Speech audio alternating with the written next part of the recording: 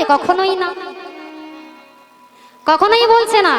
একটি বাঁশি যখনই মুরলীর ধ্বনি করেছে মাগো, যশোদা শুনছে মা ননি দে, গোঠের রাখাল শুনছে ওরে ভাই গোধন চড়াবি আয়, এদিকে রাধারানী শুনছে ঘাটে এসো রাই, মুরলী কিন্তু বাজছে একটা। তাহলে আলাদা ভাবে শ্রবণ করলো কেন? হ্যাঁ, যেই আতামাং প্রপদ্যন্তে, যে আমাকে যেমন ভাবে ভাজে, সখাগণ আমাকে সখা রূপে ভেবেছে, তাই সখারা সখ্য ভাবে পেয়েছে, মা বাৎসল্য ভাবে পেয়েছে। আর রাধারানী মাগো প্রেম রস তত্ত্বের জেনে মালিক তিনি। তাই মুরলী বাজছে, এখনো বাজছে, আমারও নাম ধরে বাজছে, কিন্তু আমরা শুনতে পাচ্ছি না, কারণ আমরা কান দুটো তৈরি করতে পারছি না। তাই বলছি এখনো সেই বৃন্দাবনে বাঁশি বাজে বাজে গো, এখনো সেই বৃন্দাবনে বাঁশি বাজে বাজে গো, এখনো সেই বৃন্দাবনে বাঁশি বাজে বাজে গো, এখনো সেই বৃন্দাবনে বাঁশি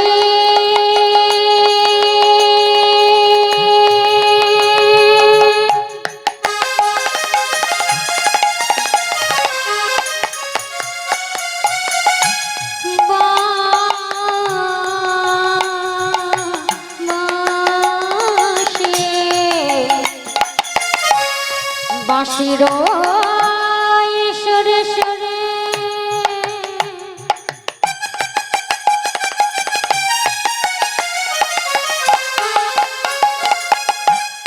বাঁশির সুরে সুরে কত শত ময়ূর নাচে রে, হরি বল।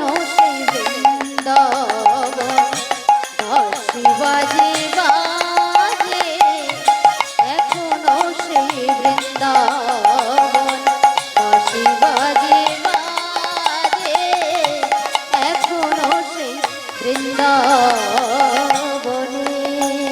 তাই মাগো এখনো বৃন্দাবনে বাঁশি বাজছে। আর সেই বৃন্দাবনের বাঁশি আজকে শ্রবণ করেছে কে? না মহারাজ ইন্দ্রদ্যুম্ন। কেন না? তিনি কানটা তৈরি করতে পেরেছেন, ভগবানের বাঁশি শোনবার জন্য কান দুটো তিনি তৈরি করেছেন, তাই তিনি বাঁশি শুনতে পেয়েছেন। তাই যখনই বংশী ধ্বনি শ্রবণ করেছে, অমনি মহারাজ বলছে কে কে এমন সুন্দর করে, এমন অপরূপ করে মুরলী ধ্বনি করছে। আর যখনই চতুর্থ রজনী কেটে গেল মাগো, প্রভাতকালে রাজদূত একজন এসে খবর দিচ্ছে, মহারাজ মহারাজ রাজদরবারে একজন বালক এসেছে, ছোট্ট একটি বালক এসেছে, বিষ্ণু উপাসক, তিনি আপনার সঙ্গে সাক্ষাৎ করতে চান।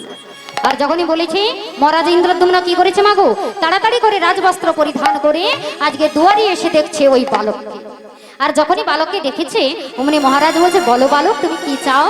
অমনি বালক বলছে কি জানো মা, বলছে শোনো মহারাজ, যার জন্য আপনি চিন্তিত, যার জন্য আপনার নিদ্রা যাপন, আপনি ভালো করে ঘুমোতে পারছেন না, তখনই মহারাজ বলছেন আচ্ছা আমি যার জন্য চিন্তিত, আমার পারিষদগণ কেউ জানলো না, তুমি জানলে কি করে? অমনি বালক বলছে আমি সব জানি। তাহলে বলছি শোনো, সে কে জানেন তো? সে আর কেউ নয়, সে হলো আপনারই আরাধ্য দেবতা। আর যখনই বলেছে আরাধ্য দেবতা, অমনি মহারাজ ইন্দ্রদ্যুম্ন কিছুই বুঝতে পারছে না। আমার আরাধ্য দেবতা? হ্যাঁ আপনারই আরাধ্য দেবতা। বলে সে কে? তখনই আজকে বালক কি বলছে, শুনুন মহারাজ, তোমারও প্রাণীর ঠাকুর নীলে মাধব নাম, তোমারও প্রাণীর ঠাকুর নীলে মাধব নাম, তোমারও প্রাণীর ঠাকুর নীলে মাধব নাম, তোমারও প্রাণীর ঠাকুর নীলে মাধব নাম, গোপনে পূজিত হলো এই মর্ত ধাম, গোপনে পূজিত হলো এই মর্ত ধাম, গোপনে পূজিত হচ্ছে এই মর্ত ধাম, গোপনে পূজিত হলো এই মর্ত ধাম, তাহারিয়া নিবে তুমি আপন আলয়ে, তাহারিয়া নিবে তুমি আপন আলয়ে, তাহারিয়া নিবে তুমি আপন আলয়ে, তাহারিয়া নিবে তুমি আপন আলয়ে, করিবে মহিমা মহিমা প্রচার জগত মাঝারে, করিবে মহিমা প্রচার জগত মাঝারে, করিবে মহিমা প্রচার জগত মাঝারে। করিবে মহিমা প্রচার জগত মাঝারে। আর যখনই এ কথা বলেছেন অমনি মহারাজ ইন্দ্রদ্যুম্ন বলছে, হ্যাঁ হ্যাঁ হ্যাঁ, বালক বলো, আমার আমার আরাধ্য দেবতা সে কে? যখনই সে কে বলেছেন অমনি কি দেখছেন মা, বালক অন্তর্ধান হয়ে গিয়েছে, আর দেখতে পাচ্ছে না বালককে। আর যখনই দেখতে পাচ্ছেন না মহারাজ ইন্দ্রদ্যুম্ন বলছে, তাহলে তাহলে তুমি কে এসেছিলে আমাকে চেতনা দেওয়ার জন্য, আমাকে চৈতন্য দান করবার জন্য? তুমি কে এসেছিলে? কেন? মহারাজ ইন্দ্রদ্যুম্ন তা জানে না যে নীলমাধব গোপনে পূজা পাচ্ছে। তাই যখনই মহারাজ ইন্দ্রদ্যুম্ন জানতে পারলেন যে আমার আরাধ্য দেবতা নীলমাধব যে নাকি এই মর্তধামে গোপনে পূজা পাচ্ছে, অমনি তিনি কি করলেন মা, না সারা রাজ্যে ঘোষণা করে দিলেন, শুনুন শুনুন রাজ্যবাসীগণ। মহারাজের দূত গিয়ে বলছে, শুনুন শুনুন রাজ্যবাসীগণ, মহারাজের নির্দেশ, যেই মহারাজের আরাধ্য দেবতা নীলমাধবের সন্ধান করে এনে দিতে পারবে 1,00,000 স্বর্ণ মুদ্রা ও একটি গ্রাম দান। ওমা, শুধুমাত্র একজনের সন্ধান করতে গিয়ে যদি 1,00,000 স্বর্ণ মুদ্রা, সেটা তো আর কম ব্যাপার নয়, বিশাল ব্যাপার। আর একটি গ্রাম, এক কাঠা জায়গা কিনতে গেলে বলে পায়ের ঘাম মাথায় উঠে যায়। রাধে রাধে। তা সেই একটি গ্রাম ও 1,00,000 স্বর্ণ মুদ্রা যদি একজনকে সন্ধান করবার পরিবর্তে পাওয়া যায়, তাহলে কি কেউ থাকবে? কেউ আর থাকবে না। তাই কি বলেছে মা, সকলে আজকে ছুটছে কোথায়, না নীলমাধবের সন্ধানে। কিন্তু মাগো, খোঁজবো বললে কি আর খোঁজা যায়? কি হলো মা, সারা রাজ্য ঘুরে ঘুরে চলে এলো, কিন্তু কোথাও আর নীলমাধবের সন্ধান করতে পারল না। আর যখনই সকলে ব্যর্থ হয়ে গেল, মহারাজ ইন্দ্রদ্যুম্নের মনটা ভেঙে গেল। তবে কি আমি আমার আরাধ্য দেবতা নীলমাধবের সন্ধান করতে পারবো না? তবে কি আমার প্রভুর চরণ লাভ করতে আমি পারবো না? আর যখনই অনুশোচনা হয়ে গেল, মাগো, রাজপুরোহিত বিদ্যাবতী এসে বলছে, মহারাজ, আমি আপনাকে ভরসা দিতে পারবো না, আপনাকে আশাও দিতে পারবো না, আর আপনাকে আমি একেবারে পুরোপুরি বলতে পারবো না যে আমি নীলমাধবকে সন্ধান করে এনে দেব। কিন্তু মহারাজ, আমি কি একবার চেষ্টা করতে পারি? যখনই বলেছি, মহারাজ ইন্দ্রদ্যুম্ন বলছে, শোনো শোনো শোনো, তো আমি তোমাকে কথা দিচ্ছি, তুমি যদি আমার নীলমাধবকে এনে দাও, আমি 1,00,000 স্বর্ণ মুদ্রা একটি গ্রাম দান করব। আর যখনই এ কথা বলেছে মগো, বিদ্যাবতী ভাবছে, হায় রে, আমার তো 1,00,000 স্বর্ণ মুদ্রার দরকার নেই, আমার তো একটি গ্রামের দরকার নেই, আমার শুধু একটি বাসনা, আমি যদি একটিবার তার সন্ধান করে আনতে পারি, তাহলে আমার জীবনটা সার্থক হয়ে যাবে। মা, আপনি গাড়ি বাড়ি সম্পত্তি ধন যতই করুন না কেন, শেষের দিনে যখন প্রাণ পাখিটা চলে যাবে মা, তখন কি কিছু থাকবে? তখন আর কিছুই থাকবে না।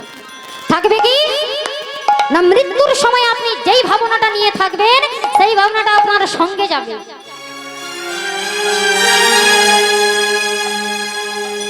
ভগবান বলছেন, মৃত্যুর সময় যদি কেউ শিব বলতে পারে, শিবের ভাবনায় ভাবিত হতে পারে, সে কৈলাসে চলে যাবে। মৃত্যুর সময়কালে আপনি যদি দুর্গা বলে ডাকতে পারেন, আপনি দেবীলোকে চলে যাবেন। আর মৃত্যুর সময় আপনি যদি হরি বলে ডাকতে পারেন, বলে আপনি বৈকুণ্ঠে চলে যাবেন। কিন্তু মৃত্যুর সময় আমরা কি বলি, আমার ছেলেটা কোথায় গেল? আমার একটিবার শেষ ইচ্ছে, ছেলেটা বাইরে গিয়েছে, আমি ছেলেটাকে দেখেই একটিবার আমার প্রাণটা আমি ত্যাগ করি। তাহলে দোষটা কিন্তু ভগবানের নয়, দোষটা কার? দোষটা আমার।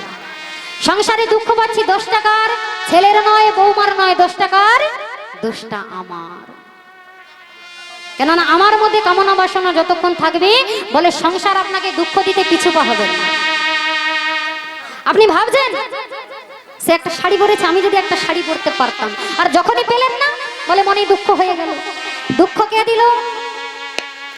কেউ দিয়েছে?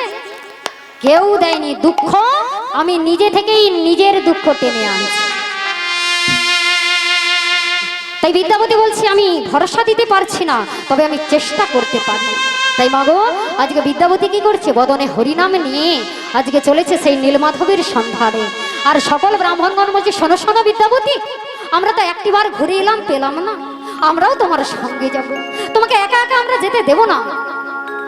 আর বিদ্যাপতি এদিকে মহারাজ ইন্দ্রদ্যুম্নকে বলছে, শোনুন মহারাজ, 12 বৎসর না পূরণ হওয়া পর্যন্ত যদি দেখেন আমি ফিরে আসি নাই, তখন ভাববেন আমি আর আসবো না। কিন্তু আমাকে 12 বছর পর্যন্ত আপনি সময় দিন, আমি চেষ্টা করবো, যথাসাধ্য আমার জীবন থাকতে আমি চেষ্টা করবো। তাই মাগো আজ কি করলো? সকল ব্রাহ্মণগণ সঙ্গে বিদ্যাপতি আজকে চলেছে কোথায়? না নীলমাধবের সন্ধান করতে। ও মায়েরা, আমরাও যাবো নীলমাধবের সন্ধান করতে। যাবো তো নাকি? দেখি পেছনে যারা গল্প করছেন হাত দুটো তুলুন দেখি। হ্যাঁ, রাধে রাধে। যাবেন তো? কেমন ভাবে যাবো? হরিনাম গাইতে গাইতে। তাই কি বলছে? হরি বলো রে, হরি বলো রে, বলো রে বলো রে, হরি বলো রে, হরি বলো রে, হরি বলো রে, বলো রে বলো রে, হরি বলো রে, হরি বলো রে, হরি বলো রে, বলো রে বলো রে, হরি বলো রে, হরি বলো রে, হরি বলো রে, বলো রে বলো রে, হরি বলো রে, হরি বলো রে, বলো রে, বলো রে বলো রে, হরি বলো রে, হরি বলো, হরি বলো, হরি বলো ভাই, হরি বলো, হরি বলো, হরি বলো, সকালে হরি বলো, হরি বলো, হরি বলো ভাই। হরি বলো, হরি বলো, হরি বলো, যারা দাঁড়িয়ে আছেন হরি বলো, হরি বলো, কি? হরি বলো, করতালি। হরি বলো, হরি বলো, হরি বলো, দাঁড়াও, দাঁড়াও। কাকে ফাঁকি দিচ্ছেন? আমাকে? পেছনে যারা দাঁড়িয়ে আছেন আমি কিন্তু দেখতে পাচ্ছি, আলো কিন্তু চারিদিকে দেওয়া আছে। দেখি হাত তুলুন। হাত না তুললে বাড়ি যেতে দেবো না আজকে। হ্যাঁ, ভগবানের কাছে আত্মসমর্পণ করতে হবে তো নাকি? তাই সকালে দেখি দুটি বাহু তুলে, আরে হাতটা নামিয়ে দিন। হ্যাঁ, দেখি করে করো তালি। হরি বলো, হরি বলো, হরি বলো ভাই, হরি বলো, হরি বলো, হরি বলো, হরি বলো, হরি বলো, হরি বলো ভাই, হরি বলো, হরি বলো, হরি বলো, এই হরি নাম ছাড়া জীবের আর গতি নাই, হরি নামে ছাড়া জীবের আর গতি নাই, এই হরি নাম ছাড়া জীবের আর গতি নাই, হরি নামে ছাড়া জীবের আর গতি নাই, হরি বলো রে, হরি বলো রে, বলো রে বলো রে, হরি বলো রে, হরি বলো রে, হরি বলো রে, বলো রে বলো রে, হরি বলো রে, হরি বলো রে, হরি বলো রে, বলো রে বলো রে, হরি বলো রে, হরি বলো রে, হরি বলো নাই গৌর প্রেমানন্দে হরি হরি বলো রে, হরি বলো রে, বলো রে, বলো রে বলো রে, হরি বলো রে, হরি বলো রে, বলো রে, হরি বলো রে, হরি বলো রে, বলো রে, হরি বলো রে। শ্রী গুরু নিতাই গৌর প্রেমানন্দে হরি বল, হরি বল, হরি বল। কোথায় এলাম মা? কোথায় এলাম? হ্যাঁ, এই বাবা আমার ঠিক কথা বলেছে।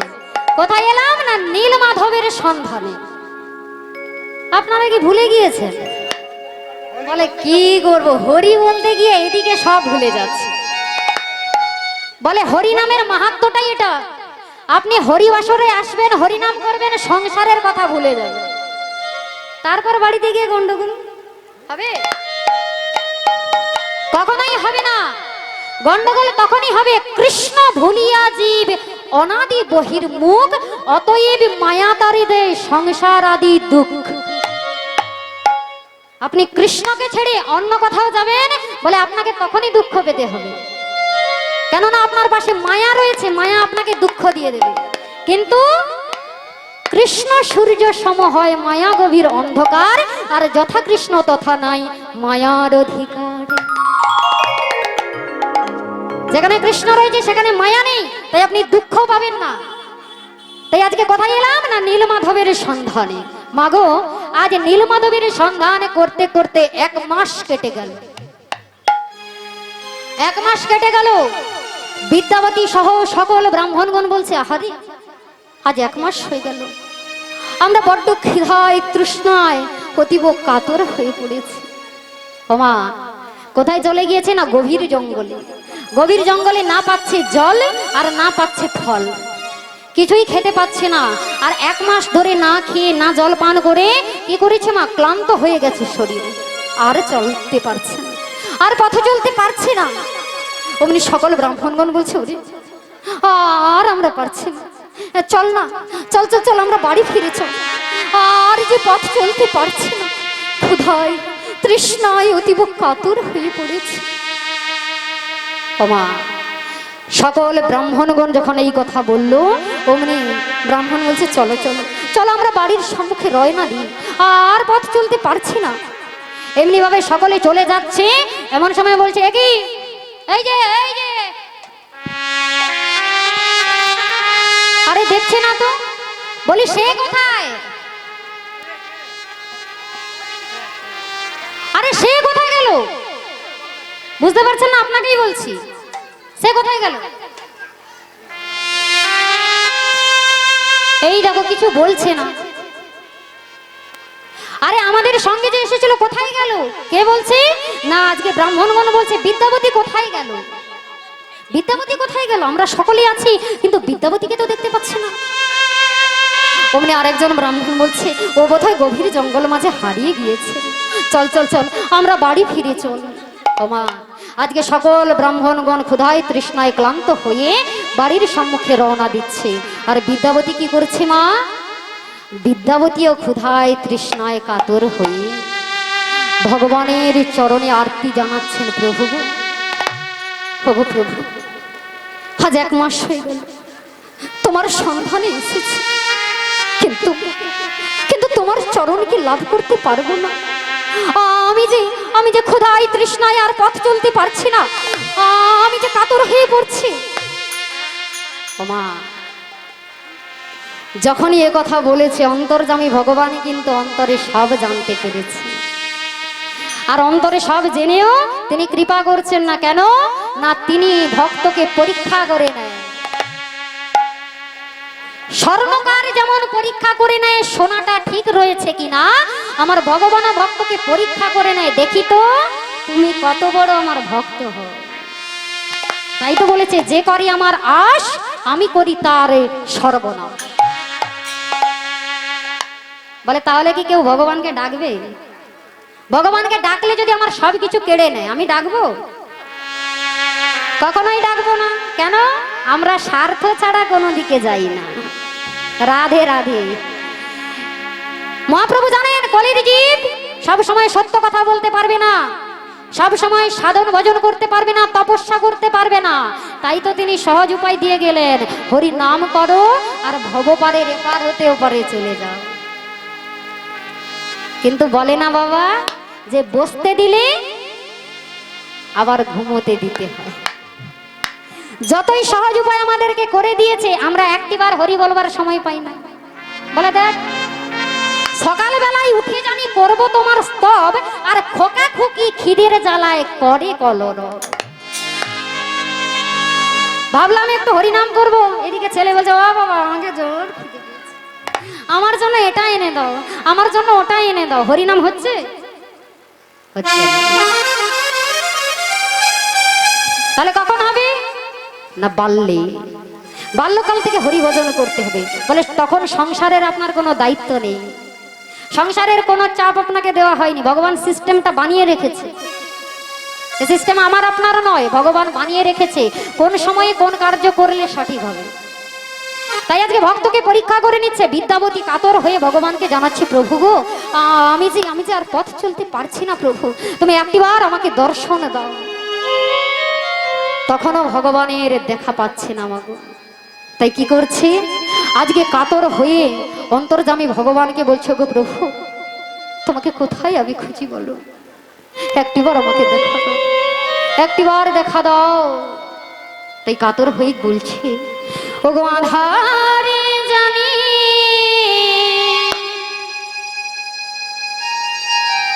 একাই আমি,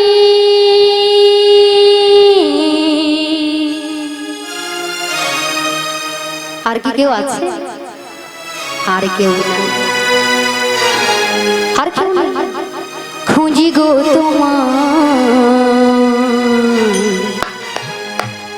কৃপাময় ওগো দয়াময় হাতে ধরি পারি করি নিও গোয়া দয়া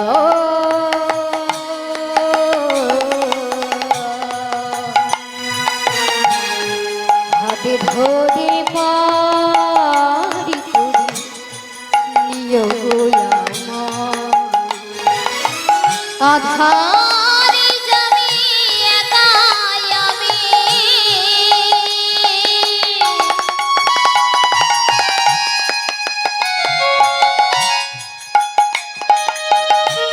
খুঁজি গো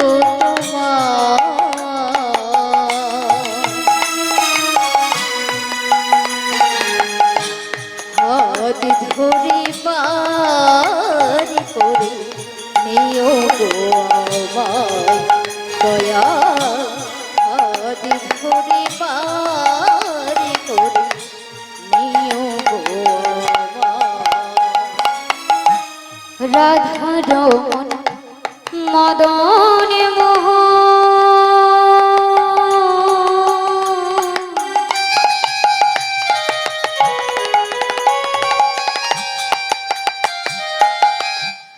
ও গো গিরি ধারে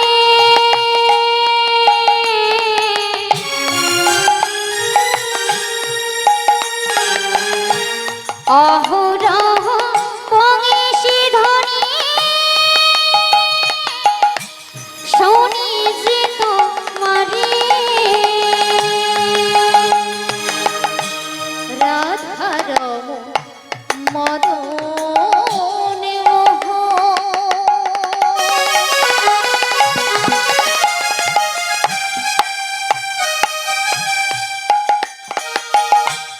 ও গো গিরিধারে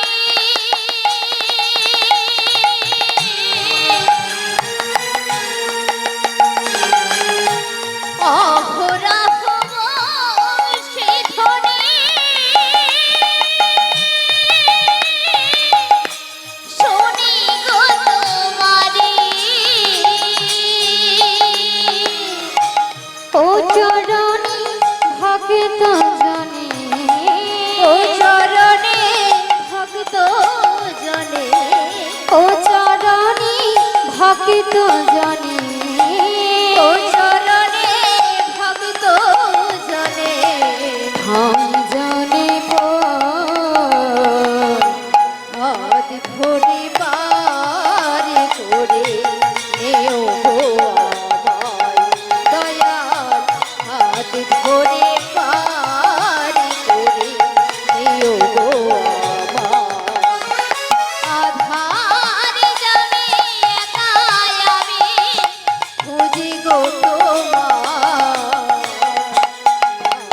ধরে পারি করে নেও গো আমায় ও দয়াল হাত ধরে পারি করে নেও গো আমায়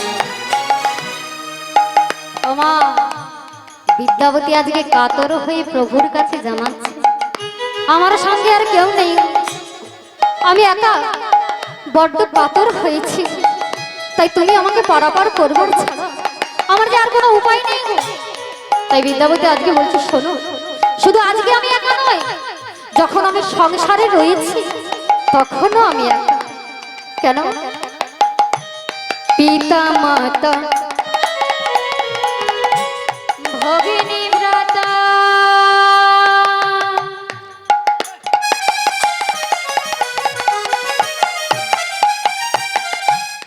দুটি দিনের দেখা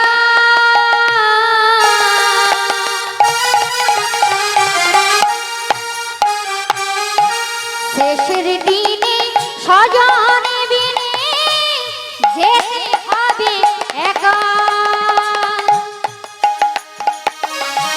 পিতা মাতা ভগিনী ভ্রাতা কেউ আপন নয় গো।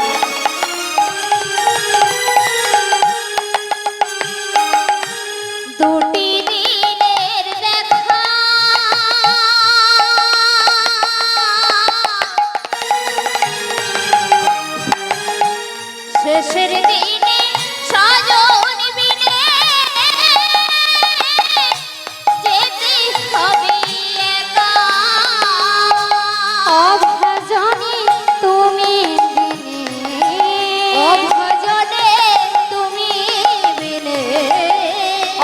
ভজনী তুমি বিনে, ভজনী তুমি বিনে ধরবে কে হাত ধরে পার করে নিও গো আমায় দয়ার হাত ধরে পার করে নিও গো আমায় অধার যাবে আমি খুঁজি গো তোমার হাত ধরে পার করে নিও গো আমায় দয়ার হাত ধরে পার করে নিও গো আমায় দয়ার হাত ধরে পার করে। তুমি নিও গো আমায়। ওমা, ভক্ত যখন আকুল প্রাণে ভগবানের চরণে আরতি নিবেদন করলো, ভগবান কি করেছে মাগো? না একটি পথ, একটি উপায় বলে দিয়েছে। কি না, ওই গভীর জঙ্গল মাঝে বিদ্যাবতী দেখতে পেল একটি ছোট্ট কুটির রয়েছে, আর কুটিরের মধ্যে একটি আলো জ্বলছে টিম টিম করে। ওমা, যখন একটা বাড়ির মধ্যে আলো জ্বলে তখন বুঝে নিতে হবে বাড়ির মধ্যে কেউ রয়েছে। তাই বিদ্যাবতী যখন দেখছে ওই কুটিরের মধ্যে একটা আলো জ্বলছে, বিদ্যাবতী ভাবছে এই তো দেখেছো, যখনই প্রভুর চরণে আরতি নিবেদন করেছি আর তখনই ভগবান আমাকে পথ বলে দিয়েছে। এই ভাবটা কার? এই ভাবটা হলো ভক্তি। এই ভাবটা একমাত্র আসে ভক্তির, যে আমি বিপদে পড়েছিলাম কিন্তু আমাকে রক্ষা করেছো শুধু তুমি। কিন্তু মাগো, আমার মতো হতভাগ্য জীব, আমার মতো পাপিষ্ঠ জীব কি বলে, আমার বিপদ থেকে আমি নিজেই উদ্ধার হয়ে এসেছি। কেন না, আমার মনের মধ্যে এখনো পাপ রয়েছে, পরিষ্কার নয় মনটা। কিন্তু ভক্ত একজন বলতে পারে যে না, আমার বিপদ তুমি রক্ষা করেছো, এমনকি আমাকে বিপদে ফেলেছিলে তুমি, কিন্তু কেন না আমার মঙ্গলের জন্য। ভগবান কি করে, যখনই ভগবান দেখছে যে ভক্তের অহংকার হয়ে যাচ্ছে, ভক্তের অহংকার চূর্ণ করবার জন্য ভক্তকে বিপদে ফেলে দেয়। আর যখনই অহংকারটা চূর্ণ হয়ে যায় তখনই ভগবান আবার তাকে কোলে তুলে নেয়। তাই যখনই দেখছে যে ওই ওই কুটিরের মধ্যে টিম টিম করে একটি আলো জ্বলছে, অমনি কুটিরের সামনে গিয়ে বিদ্যাবতী ডাক দিচ্ছেন, কে আছেন কুটিরের মধ্যে? নিতাই গৌর প্রেমানন্দে হরি হরি। দেখুন মা, আজ 1 মাস হয়ে গেছে, ক্ষুধায় তৃষ্ণায় কাতর হয়ে গেছে, আর কাতর কণ্ঠে বলছেন, কে আছেন কুটির মধ্যে? আমি যে আর পথ চলতে পারছি না, কৃপা করে একটিবার আপনাদের এই কুটিরে যদি আশ্রয় পেতাম, তাহলে আমার শরীরটা একটু শীতল হতো। যখনই এ কথা বলেছে মাগো, অমনি বাড়ির ভেতর থেকে একজন বলে উঠল, ওমা ললিতা, শোনমা ললিতা, বাহিরে কে একজন যেন এসেছে, আর সে আমাদের গৃহে আশ্রয় চাইছে, তুই একটিবার দেখে আই তো মা। ওমা, তাই সেই ললিতা কি করেছে মা, একটি প্রজ্বলিত দীপ হাতে এই কুটিরের বাহিরে এসে দাঁড়িয়েছে। আর ললিতা নামটা শুনেই আপনারা বুঝতে পেরেছেন যে একজন মহিলা এসেছে, একজন মেয়ে মানুষ এসেছে। আর সেই কুটিরের বাহিরে এসে যখন প্রজ্বলিত দীপ হাতে বেরিয়েছে, অমনি দেখছেন একজন সুন্দর পুরুষ দাঁড়িয়ে আছে, সুন্দর সুঠাম দেহ। আর সেই পুরুষকে দেখে মনে হচ্ছে আজ অনেক দিন হয়ে গেছে তিনি ক্লান্ত হয়ে গিয়েছেন। আর প্রজ্বলিত দীপ হাতে যখনই দেখেছেন, অমনি বিদ্যাবতীকে দেখে ললিতা বলছে, বলো কে?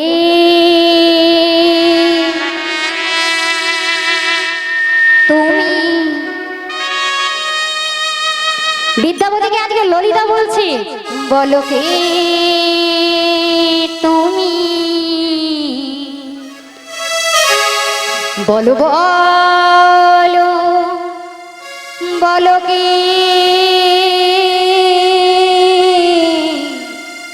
কে গো তুমি? দাঁড়াই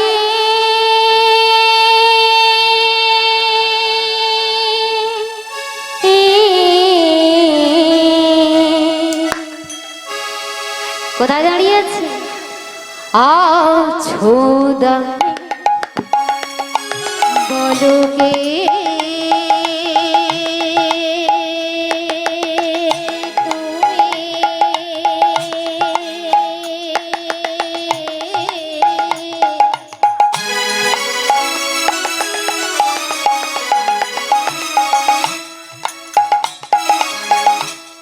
বলো বলো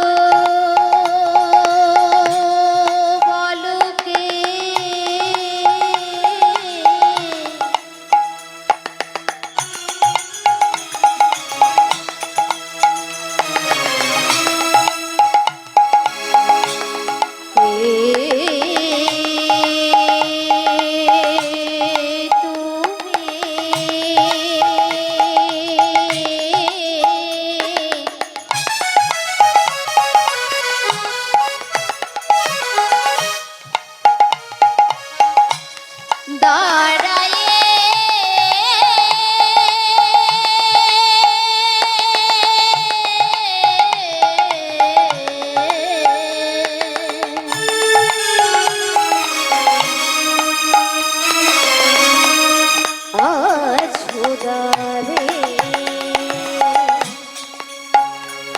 বলো কে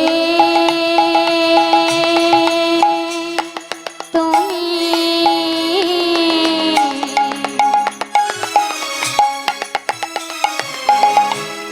বলো বলো বলো কে কে গো তুমি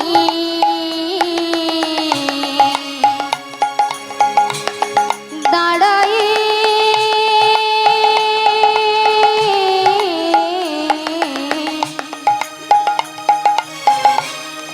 আছো দর আছো দর আছো দরে বলো কে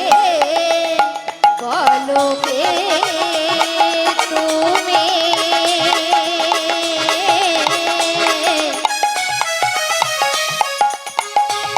বলো বলো বলো কে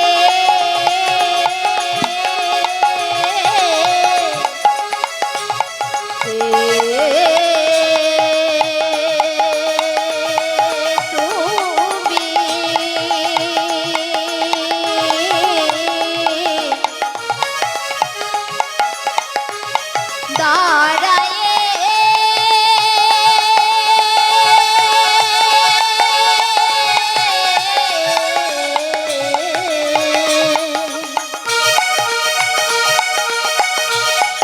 আছোদার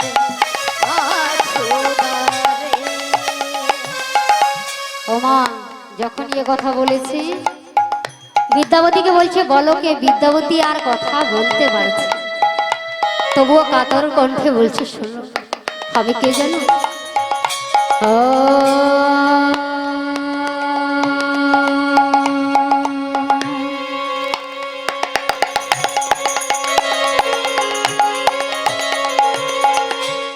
পথহর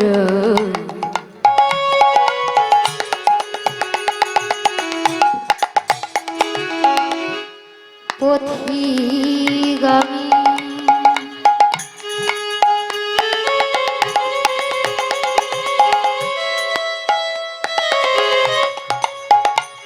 আমি পথহারা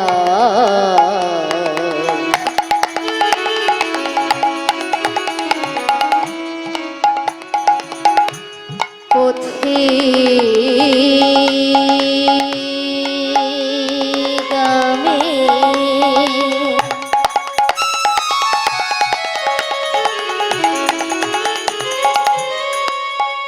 আশ্রয়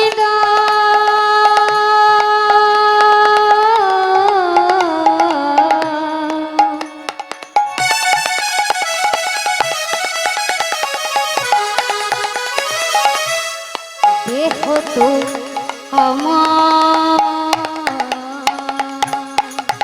বলো কে বলো কে বলো কে তুমি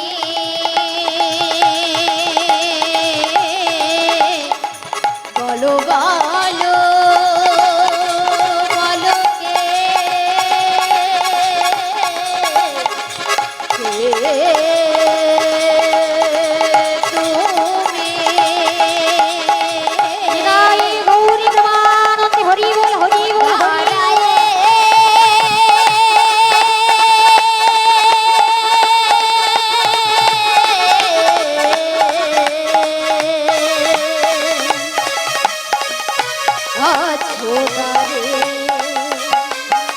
বলো কে, বলো কে, বলো কে তুমি, বলো বলো বলো কে, কে তুমি, ও দাঁড়ায়ে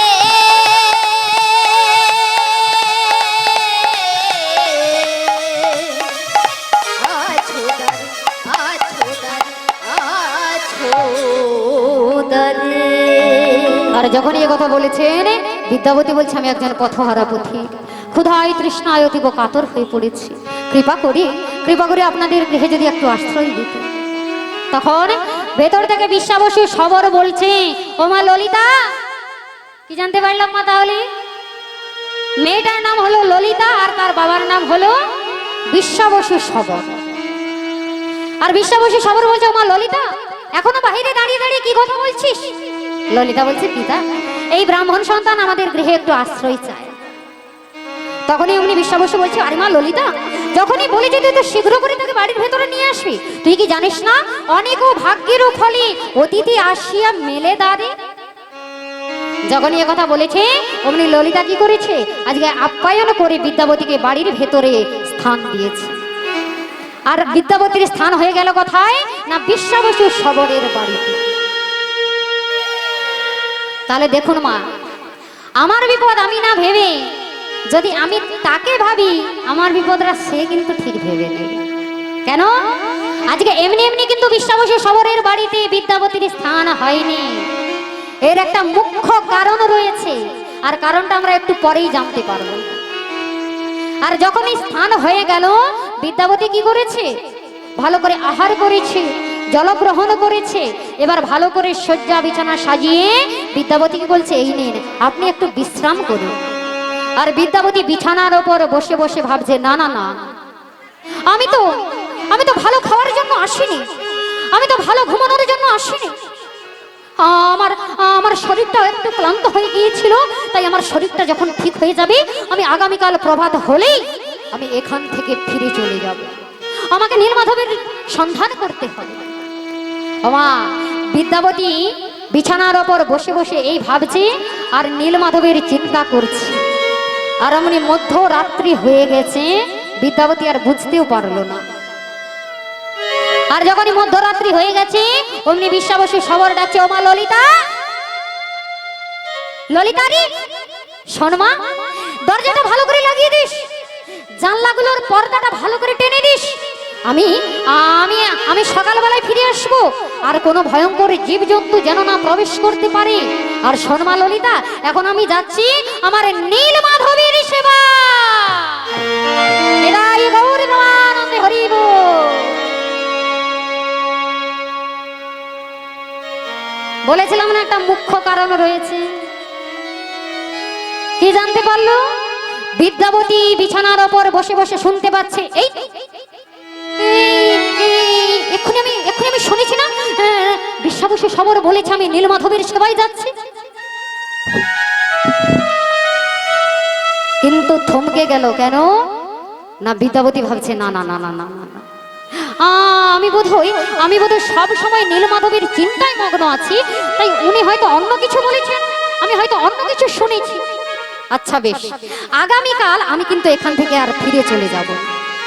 আজকে রাত্রে যে কথা বলেছে, আগামীকাল রাত্রেও সেই কথা বলবে। তাহলে আগামীকাল রাত্রে আমি স্পষ্ট করে বুঝতে পেরে যাব যে আমি কানে কম শুনেছি নাকি ভুল শুনেছি। তাই মাগো, যাব বললে আমি যদি ভাবি এখান থেকে কালকে চলে যাব, ভগবান কি আমাকে যেতে দেবে? আমি হয়তো ভাবছি আজকে প্রোগ্রাম শেষ করে আগামীকাল সকালে এখান থেকে বাড়ি চলে যাব। বলে, তুমি যে যাবে, তুমি সিদ্ধান্ত নেবার কে? তিনি যদি সিদ্ধান্ত নেন তবে তুমি যেতে পারবে, না হলে তুমি একটি পাও এগোতে পারবে না। তাই বিদ্যাবতীর আর যাওয়া হলো না। বিদ্যাবতী আবার একদিন থেকে গেল। আর আবার যখন প্রভাত হয়েছে, প্রভাত ফিরে আবার সন্ধে হয়েছে, আবার রাত্রিতে মাগো ভালো করে আহার গ্রহণ করে বিদ্যাবতীকে আজকে ললিতা ভালো শয্যা দিয়েছে। আর ভালো শয্যা যখনই দিয়েছে, বলছেন, এই নিন ব্রাহ্মণ, আপনি বিশ্রাম করুন। আর বিদ্যাবতী কি করেছে, বলছে হ্যাঁ হ্যাঁ হ্যাঁ, আমি বিশ্রাম করবো, তুমি এখন চলে যাও। ললিতাকে ফিরিয়ে দিয়েছে। আর বিদ্যাবতী কি করেছে, বিছানার ওপর বসে বসে আজকে কিন্তু আর কোনো চিন্তা করছে না, কান দুটোকে সজাগ রেখেছে, দেখি আজকে আমি কি শুনতে পাই। আর অমনি মধ্যরাত্রি যখনই হয়ে গেছে, আজকে আবার বিশ্বাবসী সবর ডাকছে, ও মা ললিতা, ললিতা রে মারি, দরজাগুলো ভালো করে লাগিয়ে দিস, জানলাগুলোর পর্দাটা টেনে দিস, আমি বাড়িতে থাকবো না, ভয়ঙ্কর জীবজন্তু প্রবেশ করতে পারি। তবে মারি, আমি চললাম আবার আমার আরাধ্য দেবতা নীলমাধবের সেবায়।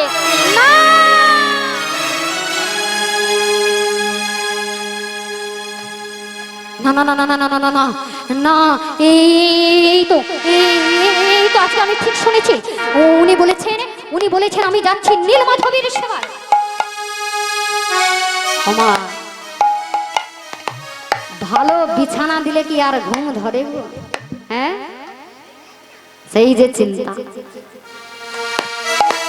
বলছি আপনার টাকা পয়সা থাকলে আপনি ভালো খাট, দামি খাট কিনতে পারবেন, কিন্তু ঘুমকে কখনো কিনতে পারবেন?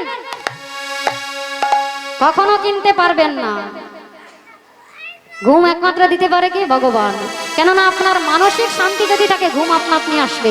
আর টেনশন যদি চেপে যায়, বলে ঘুম কি আসবে? হাজার হাজার কোটি কোটি টাকা দিলেও আপনি ঘুমকে কিনে আনতে পারবেন না। তাই আজকে আর ঘুম ধরছে না। বিদ্যাবতী সারা রাত বসে বসে ভাবছে, না না না না না, কেমন করে, কোন উপায়ে আমি ওই নীলমাধবের দর্শন করতে পারব। তাই আজকে ভক্ত চালাকি করছে। বিদ্যাবতী ভাবছে, না না না না না, এদের সঙ্গে আমার একটা সম্পর্ক স্থাপন করতে হবে। দেখবেন আপনার যার সঙ্গে শত্রুতা, আপনি একটা সম্পর্ক স্থাপন করবেন, আপনার কাজটা সহজ হয়ে যাবে, যাবে না? যাবে। তাই বিদ্যাবতী ভাবছে একটা সম্পর্ক স্থাপন করতে হবে। তাই প্রভাতকালে উঠে ললিতাকে গিয়ে বলছে, ললিতা শোনো ললিতা, আজ 2 দিন এসেছি, আমি দেখছি তুমি আমার ভালো যত্ন আত্মি করছো, তবে আমার মনের মধ্যে একটা ইচ্ছে হয়েছে, ললিতা গো, আমি তোমাকে বিবাহ করতে চাই। আর এ কথা যখনই শুনেছে, ললিতার মনটা একটু আকুলিত হয়েছে। ওমা, যখনই কোনো মেয়ে মানুষকে দেখবেন, কোনো পুরুষ মানুষ একটু ভালো কথা বলে যেতে, তোমাকে আজকে বেশ সুন্দর লাগছে, মনটা একটু আনন্দিত হয়ে যায় না? তেমনি ললিতা আজকে মনে মনে ভাবছে, আহা হা, এমন সুন্দর কথা তো আমাকে এতদিন কেউ বলেনি, কে বলবে? গভীর জঙ্গল মাঝে কি কেউ রয়েছে? তাই বিদ্যাবতীর কথা শুনে ললিতা বলছে, শুনুন, আপনি আমার পিতার কাছে গিয়ে সব কথা খুলে বলুন, আমি তো কিছু বলতে পারবো না। তাই যখনই বিশ্বাবসী সবার বাড়ি ফিরে এসেছে, বিদ্যাবতী বলছে, শুনুন, আমার মনের ইচ্ছা, আমি আপনার কন্যাকে বিবাহ করতে চাই। আর এই কথা যেই শুনেছে, বিশ্বাবসী সবার বলছে, আয়রে, আমরা এই গভীর জঙ্গল মাঝে রয়েছি, কে বা আমার কন্যাটাকে বিয়ে করবে? তার উপর ইনি ব্রাহ্মণ সন্তান, আর ব্রাহ্মণ সন্তান হয়ে যদি আমার এই সবর কন্যাকে বিয়ে করে, তাহলে তো আমার সৌভাগ্য খুলে যাবে। কিন্তু মা, একদিকে শাস্ত্র কি বলছে? উত্তমে উত্তমে মিলন হয়, কিন্তু উত্তমে অধমে কভু না হয় অমিলন। উত্তম কে আর অধম কে? বলছে উত্তম হলো বিদ্যাবতী, যিনি ব্রাহ্মণ সন্তান। আর অধম কাকে বলছে? না, যিনি নাকি সবর কন্যা। কিন্তু না মা, আমরা আসল তত্ত্বটা জানি না। বিশ্বাবসী সবর, উনি তো সবর জাতি। তাই বনে যখন পশু পাখি শিকার করতে গিয়েছিল, দেখছে একটি বাড়িতে একটা কন্যা শিশু ক্রন্দন করছে। আর যখনই কাঁদতে দেখেছে, উনি গিয়ে দেখছেন যে একটি শিশু পড়ে রয়েছে, কন্যা সন্তান, আর তার পাশে কেউ নেই, কেউ নেই, তার পিতামাতা কাউকে দেখতে পাচ্ছে না। আর বিশ্বাবসু কি করেছে? সেই ললিতাকে সেই দিন সেখান থেকে নিয়ে এসেছে। শাস্ত্র বলছে ললিতা ছিল বৈষ্ণব বাড়ির মেয়ে। তাই আজকে উত্তমে উত্তমে মিলন হচ্ছে, উত্তমে অধমে কিন্তু কোনোদিন মিলন হয়। আমরা রেগে গিয়ে বলে দিই, দেখ আমার ভাগ্যে তুমি পড়েছি, তুমি ভালো নয়। কিন্তু না মা, আমি যেমন আমার ভাগ্যে তেমনই পড়েছি, আমার বোঝার ভুল হচ্ছে। তাই আজকে আনন্দ করে ঘটা করে আজকে ললিতার সঙ্গে বিদ্যাবতীর বিয়ে হবে মাগো। সকলে মিলে উলুধ্বনি হরিধ্বনি করুন দেখি, নিরাই গৌর আনন্দে হরি হরি বল। বিয়ে বাড়িতে উলুধ্বনি হবে না কেন? প্যান্ডেল ভালো লাগেনি? তাহলে পাত্র কন্যাকে দেখতে পাচ্ছেন না? ও আচ্ছা, গরম প্রচন্ড লেগেছে না? হবে না? উলুধ্বনি হবে না? হরিধ্বনি হবে না? দেখি যত সময় বিয়ে হবে তত সময় কিন্তু উলুধ্বনি হরিধ্বনি দিতে হবে। নিতাই গৌর আনন্দে হরি বল হরি বল হরি বল। আজ ঢাকে বাজে ঢোল বাজে আনন্দেরই বল। দেখো ঢাকে বাজে ঢোল বাজে আনন্দেরই বল। বাজে ঢোল বাজে আনন্দে দিব। আরে ললিতারি বিয়ে হবে আনন্দে পাগল। তারে বিয়ে হবে আনন্দে পাগল। ললিতার বিয়ে হবে আনন্দে পাগল। কেহ নাচে কেহ গায় কেহ বলে হরি। কেহ নাচে কেহ গায় কেহ বলে হরি। কেহ নাচে কেহ গায় কেহ বলে হরি। কেহ নাচে কেহ গায় কেহ বলে হরি। আবার কেহ কেহ আনন্দেতে যায় গড়াগড়ি। কেহ কেহ আনন্দেতে যায় গড়াগড়ি। কেহ কেহ আনন্দেতে যায় গড়াগড়ি। কেহ কেহ আনন্দেতে যায় গড়াগড়ি। তাদের আনন্দ ধরে না আনন্দ ধরে না। আনন্দ ধরে না। আনন্দ ধরে না। আরে ললিতারে বিয়ে হবে আনন্দ ধরে না। ললিতার বিয়ে হবে আনন্দ ধরে না। ললিতারে বিয়ে হবে আনন্দ ধরে না। ললিতার বিয়ে হবে আনন্দ ধরে ও না। ললিতার বিয়ে হবে হরি হরি হরি বলে। ললিতার বিয়ে হবে গৌর আনন্দে হরি হরি বল। হবে হরি হরি হরি বল। ললিতার বিয়ে হবে হরি হরি হরি বলে। আনন্দ ধরে না। আনন্দ ধরে না। আনন্দ ধরে না। তাই আজকে আনন্দ করে ঘটা করে ললিতার সঙ্গে বিদ্যাবতীর বিবাহ সম্পন্ন হয়েছে। কিন্তু মাগো বিয়ে হলে কি হবে? বলে বিয়ের আগে তুমি আমাকে কত ভালোবাসতে, হ্যাঁ যেটা বলতাম সেটাই এনে হয় না। রাধে রাধে। পিতামাতা বিবাহ ঠিক করেছে, দেখবেন 10 দিন 15 দিন ছেলে মেয়ে কথা বলছে, কতই না ভাব কতই না ভালোবাসা। আর যখনই বিয়েটা হয়ে গেল এইবারে শুরু হলো কি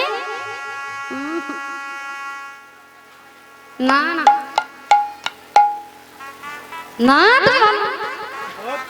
কালকে বলেছিলাম কি আনতে, এনেছো এনেছো? বিয়ের আগে যখনই বলতো মুখ থেকে না বের হতে হতে এনে দিতে, আর এখন এনেছো এনেছো? তুমি ভালো, তুমি ভালো না, কেননা তুমি দিতে পারছো না। যত সময় দেবে তত সময় তুমি ভালো, আর যখনই দিতে পারবে না তুমি ভালো, তুমি ভালো না। তাই আজকে বিবাহটি হয়েছে, ললিতার বাসনা কিন্তু ওটা নয়। ললিতা কি দেখছি, যখনই বিয়ে হয়ে বিদ্যাবতী ললিতার সঙ্গে আর কথা বলে মান করেছে, কেন না ভগবানকে পাওয়ার উদ্দেশ্যে। কিন্তু ললিতা তো তা জানে না। ললিতা লক্ষ্য করছে, আচ্ছা 2 দিন আগে স্বামীকে দেখেছিলাম আমার সঙ্গে ভালো করে কথা বলছে, ভালো করে আহার গ্রহণ করছে, কিন্তু যেই বিবাহ হয়ে গেছে আমার সঙ্গে কথা বলছে না, ভালো করে আহার গ্রহণ করছে না। তাই বিদ্যাবতীর চরণের কাছে গিয়ে চরণের কাছে বসে বসে বলছে, স্বামী গো আজ বেশ কয়েকদিন দেখছি তুমি ভালো করে কথা বলছো না, ভালো করে আহার গ্রহণ করছো না, তোমার কি হয়েছে স্বামী? আর এ কথা যখনই বলেছে বিদ্যাবতী অমনি বলছে, শোনো ললিতা, তুমি তোমার সহধর্মিনী। সহধর্মিনী কাকে বলে? যে স্ত্রী তার স্বামীর ধর্মের সহায় করে তাকে বলে সহধর্মিনী। যে স্ত্রী পতিকে পতন থেকে উদ্ধার করে তাকে বলে পত্নী। আর যে স্ত্রী স্বামীকে পতিত করে দেয় তাকে বলে রাধে রাধে পেতনি। তা এখন যে বাবারা এখানে উপস্থিত আছেন, অনেকেই ছিলেন মাগো প্রসাদ পাওয়া হয়ে গেছে, বাড়ি চলে গিয়েছে, রাধে রাধে। তা যিনারা বাবারা এখনো বসে আছেন, কৃপা করে আমাকে একটু হাত তুলে দেখাতে পারবেন যে কার ভাগ্যে পেতনি জুটেছে?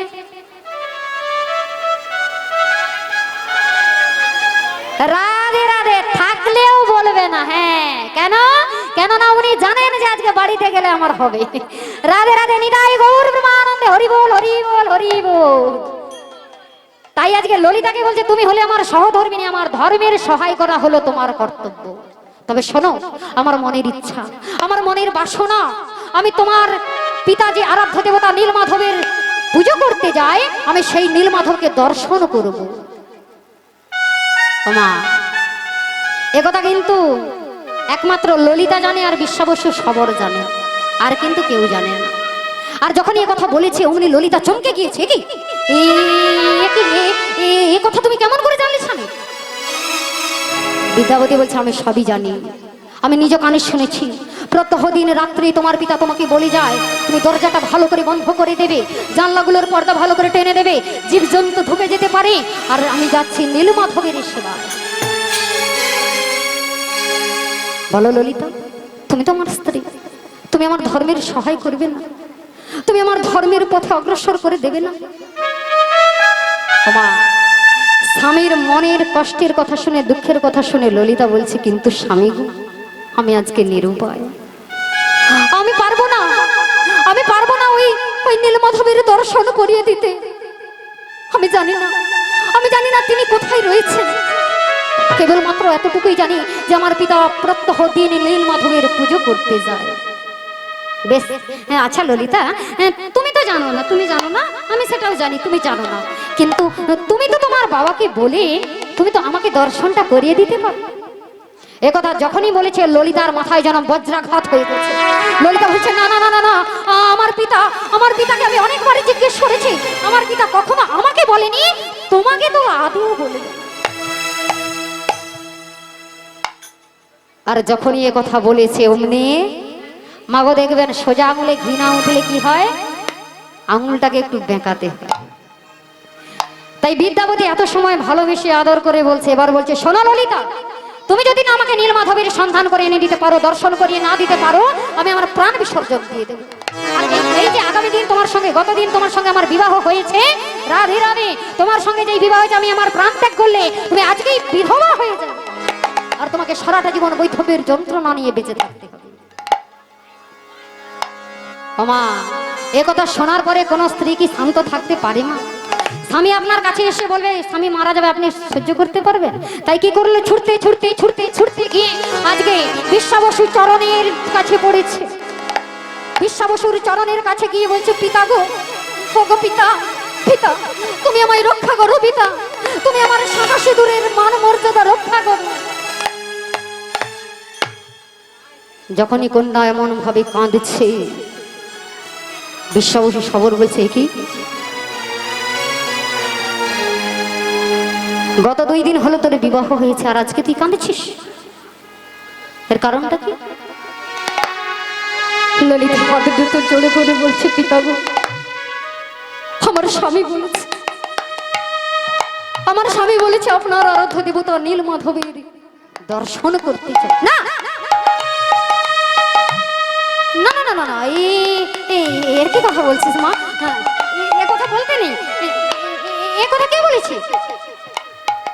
ললিতা বলছে হ্যাঁ পিতা, আমার স্বামীর মনের ইচ্ছা উনি আপনার নীলমাধবকে দর্শন করতে চায়। আর এ কথা যখনই বলেছে অমনি বিশ্বাবসু ক্রোধান্বিত হয়ে গিয়েছে। না, আমার আরাধ্য দেবতা নীলমাধবকে আমি কখনো তোকে বলিনি, কিন্তু আমি তোর স্বামীকে কেমন ভাবে নিয়ে যাব, আমি পারবো না। আর যখনই পিতা না বলে দিল তখনই কন্যার মুখ থেকে সত্য কথাটা বের হলো, ওগো পিতা তুমি শুনবে পিতা, আমার স্বামী বলেছে আমার স্বামী যদি নীলমাধবের সন্ধান দর্শন না করতে পারে তাহলে তিনি তার প্রাণ বিসর্জন দেবেন। এবারে তুমি বলো না গো পিতা, কোন মেয়েকে কোন নারীকে সহ্য করতে পারে তার স্বামী তার চোখের সামনে প্রাণ বিসর্জন দেবে? বলো না পিতা,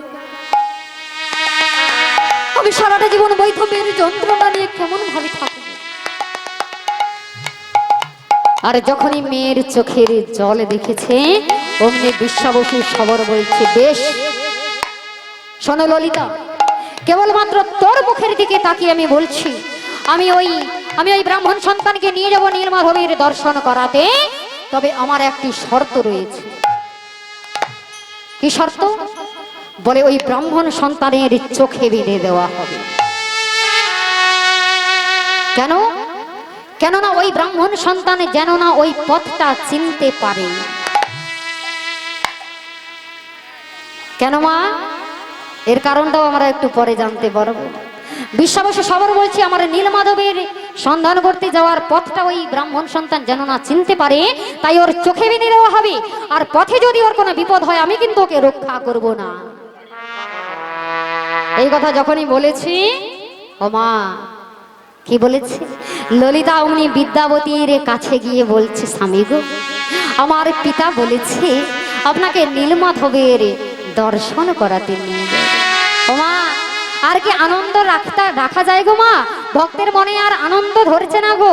আজ কি আনন্দ হলো, আজ কি আনন্দ হলো, কি আনন্দ হলো, আজ কি আনন্দ হলো, কি আনন্দ হলো, আজ কি আনন্দ হলো, কি আনন্দ হলো, আজ কি আনন্দ হলো। আজ ভক্তের মনেতে আজ আনন্দ ধরিল, ভক্তের মনেতে আজ আনন্দ বাড়িল, ভক্তের মনেতে আজ আনন্দ ধরিল, ভক্তের মনেতে আজ আনন্দ বাড়িল। আবার মনের আনন্দে বিদ্যা চলিতে লাগিল, মনের আনন্দে বিদ্যা চলিতে লাগিল, মনের আনন্দে বিদ্যা ভাবিতে লাগিল, মনের আনন্দে বিদ্যা চলিতে লাগিল। আমার জীবন সফল হবে আজ হরি হরি বলো, নিরাই গৌরী মা, হরি হরি বল।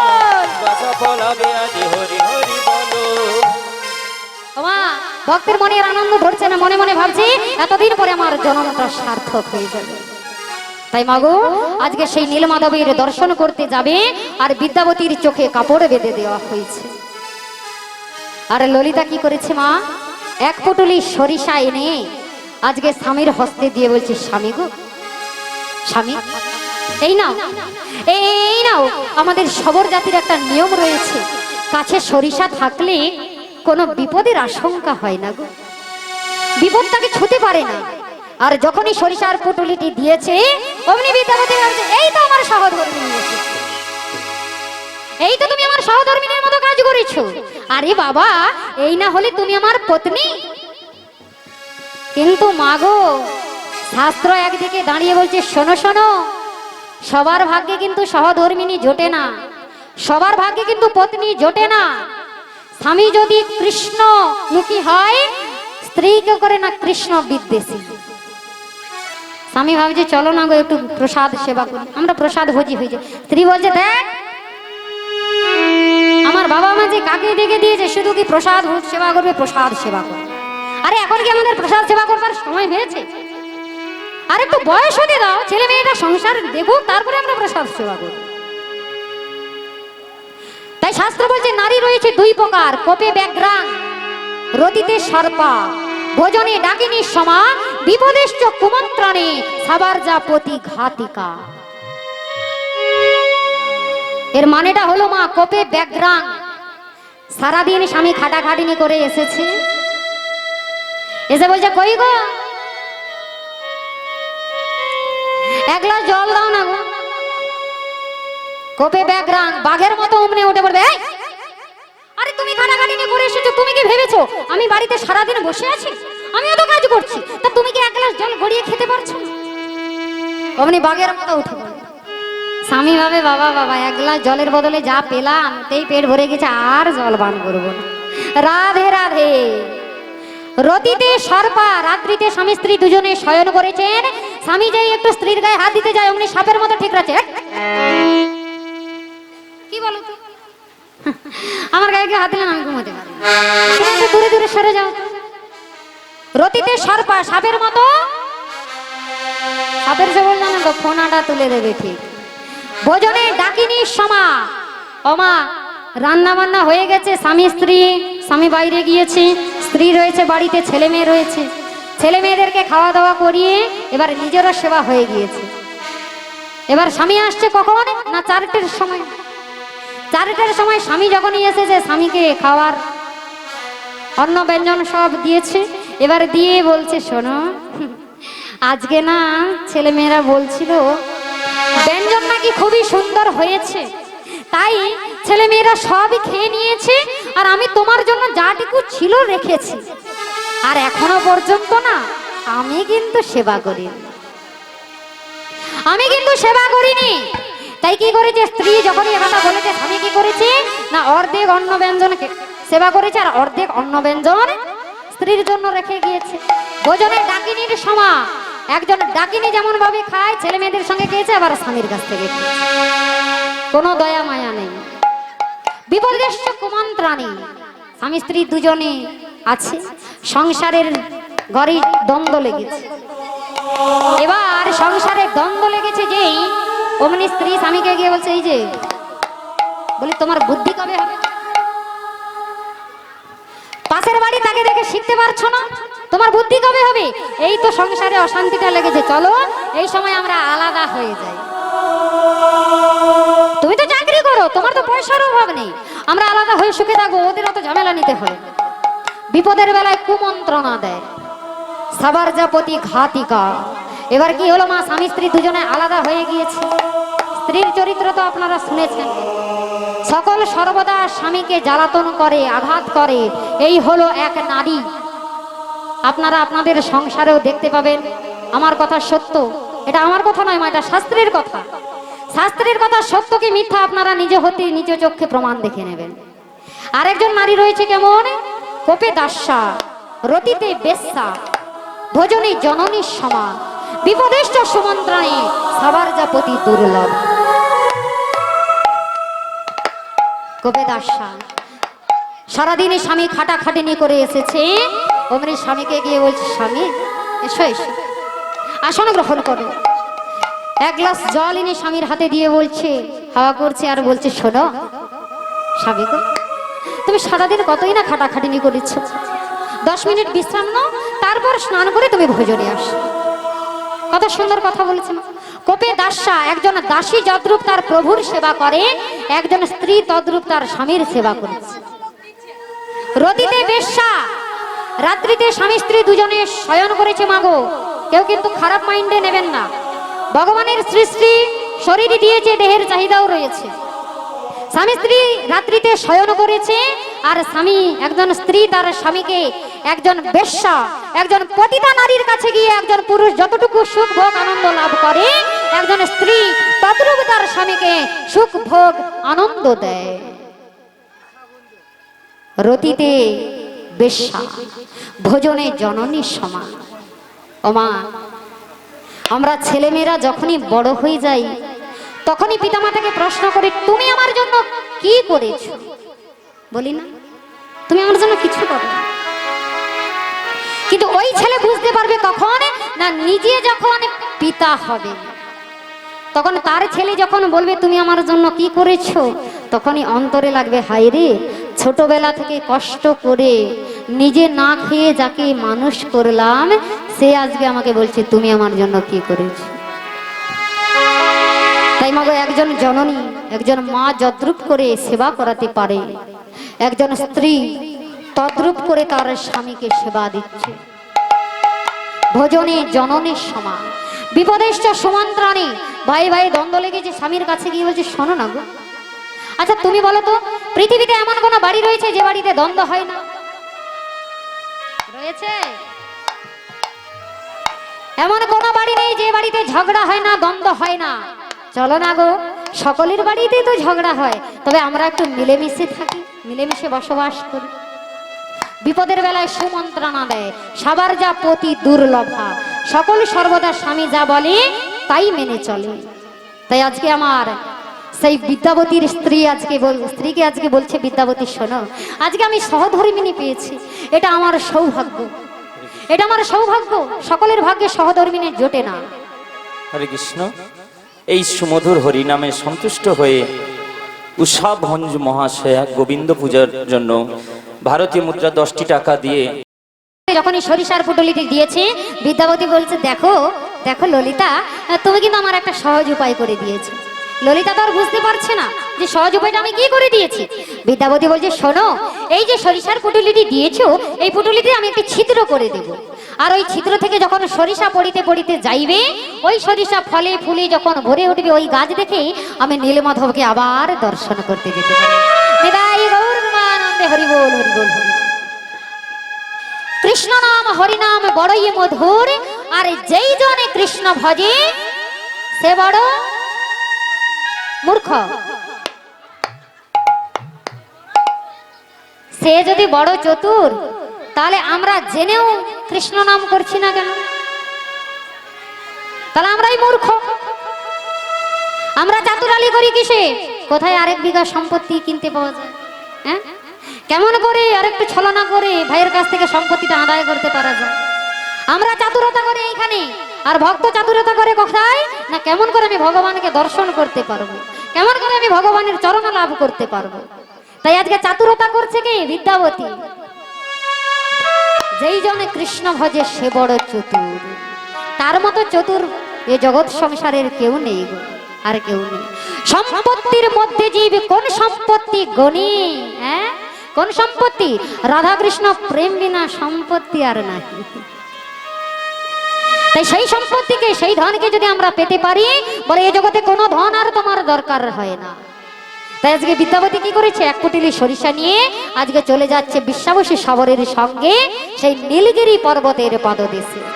ওমা চলুন আমরাও আজকে নীলমাধবকে দর্শন করব গো।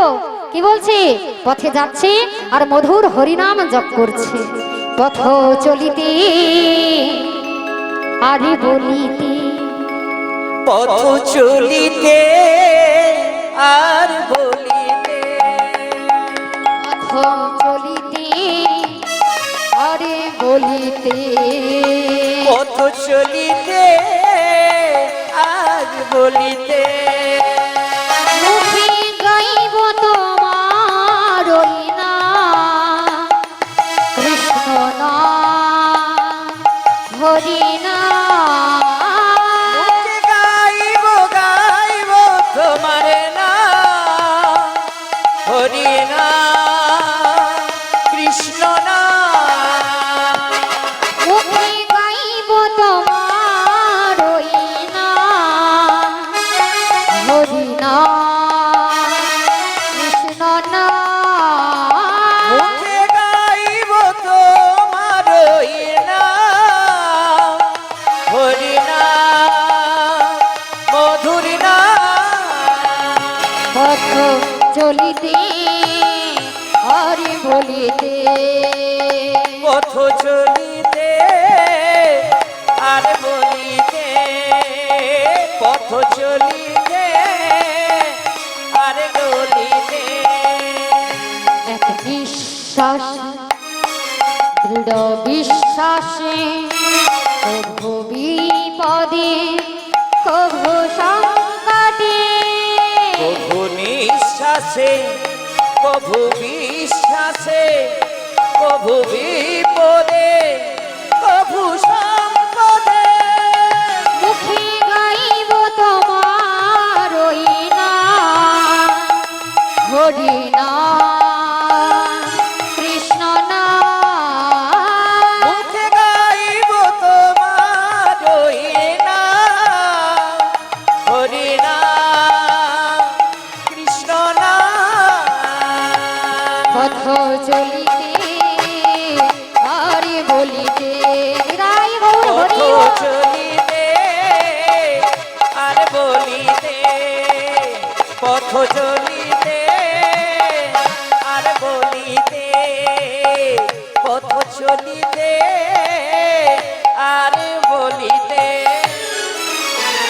বাবা তাই আজকে মুখে মধুর হরিনাম কৃষ্ণ নাম গাইতে গাইতে বিশ্বাবসী শবর ও বিদ্যাবতী উপস্থিত হলো কোথায় না, নীলগিরি পর্বতের পাদদেশে। আর যখনই নীলগিরি পর্বতের পাদদেশে এসেছে, অমনি বিদ্যাবতীর চোখের বাঁধন খুলে দেওয়া হয়েছে। আর যখনই বিদ্যাবতীর চোখের বাঁধন খুলে দেওয়া হয়েছে, বিদ্যাবতী কি দেখছি, আহা এমন অপরূপ দৃশ্য দেখছেন। একটি অক্ষয় বট দাঁড়িয়ে রয়েছে, অপূর্ব মনোরম দেখতে। তার সামনে রয়েছে একটি জ্বলন্ত অগ্নিকুণ্ড, আর সেই অগ্নিকুণ্ডে একটি বায়স পড়ে গিয়ে সশরীরে বশীভূত হয়ে গিয়ে আবার শরীর ধারণ করে বৈকুণ্ঠে চলে যাচ্ছে। নিতাই গৌর প্রেমানন্দে হরি হরি। আর বলে যাচ্ছে কি, শোনো, এই অগ্নিকুণ্ডে যে প্রাণ ত্যাগ করে সে আবার সশরীরে বৈকুণ্ঠে স্থান পায়। অমা রাধে রাধে বললেন। এই কথা কেন বললেন না, ভগবান ভক্তকে আবার পরীক্ষা করছে, পদে পদে ভক্তকে পরীক্ষা করছে। দেখি তো আমার চরণ লাভের উদ্দেশ্য রয়েছে নাকি বৈকুণ্ঠে স্থান পাওয়ার উদ্দেশ্য রয়েছে। কিন্তু বিদ্যাবতী ভাবছে না না না না না, আমি তো বৈকুণ্ঠে স্থান পাওয়ার জন্য এখানে আসিনি, আমি এসেছি আমার নীলমাধবের চরণ লাভ করবার জন্য। দেখুন ভক্ত যারা হয়, ভক্তের ভাব সবসময় অন্যরকম হয়। তিনি কিন্তু ধন সম্পত্তি ধনরত্ন সুখ চায় না। ভক্ত চাই কি না, আমি যেন তোমার চরণের দাস হয়ে থাকতে পারি। তুমি আমাকে দুঃখ দাও, তুমি আমাকে যত দুঃখ দেবে ততই আমার তোমাকে মনে পড়বে, আর যতই তুমি আমাকে সুখ দেবে ততই আমি তোমার থেকে দূরে চলে যাব। তাই গৌর প্রেমানন্দে হরি হরি। তাই বিশ্বাবসী সবার বিদ্যাবতীকে ছেড়ে দিয়ে আজকে চলেছে কোথায় না, পূজার পুষ্প চয়ন করতে। আর বিদ্যাবতী এদিকে ভাবছে, আমি আমি তো এখানে চলে এলাম, কিন্তু নীলমাধবকে তো দেখতে পাচ্ছি না, নীলমাধবকে তো আমি কোথাও দেখতে পাচ্ছি না। ওমা, নীলমাধবকে দেখতে পাচ্ছে না, কিন্তু নীলমাধব দৈববাণী করে বলছে, শোনো বিদ্যাবতী, তুমি আমাকে দর্শন করতে পারবে না, তবে আমি দৈববাণী করে বলছি, তুমি ফিরে চলে যাও মহারাজ ইন্দ্রদ্যুম্নের রাজ দরবারে, আর সেখানে গিয়ে মহারাজ ইন্দ্রদ্যুম্নকে সঙ্গে করে নিয়ে আসবে, তবেই আমি তোমাকে দর্শন দেব। নিতাই গৌর প্রেমানন্দে হরি হরি। আর যখনই এ কথা বলেছে, অমনি বিদ্যাবতী কি করেছে, আজকে ফিরে চলেছে সেই নীল ইন্দ্রদ্যুম্ন মহারাজের দরবারে। আর এদিকে বিশ্বাবসী সবর মাগো পূজার পুষ্প চয়ন করে এনে আজকে সচন্দনে তুলসী পত্র দিয়ে ভগবানের চরণে নিবেদন করছে। ভগবানের চরণে সচন্দন তুলসী পত্র দিচ্ছে আর ভগবানকে জানাচ্ছে, ওগো প্রভু, আমার কতই না সৌভাগ্য, আমি এত সুন্দর মানব দেহ ধারণ করে আমার এই হস্ত সার্থক করতে পারছি তোমার চরণে তুলসী পত্র দিতে পেরে। এর মতো সার্থকতা আমার জীবনে আর কিছু নেই, আর কিছু নেই। তাই মাগো সচন্দন তুলসী পত্র নিবেদন করে আজকে ভগবানকে জানাচ্ছি, গিরি ধারি গোপাল ব্রজ গোপদুলা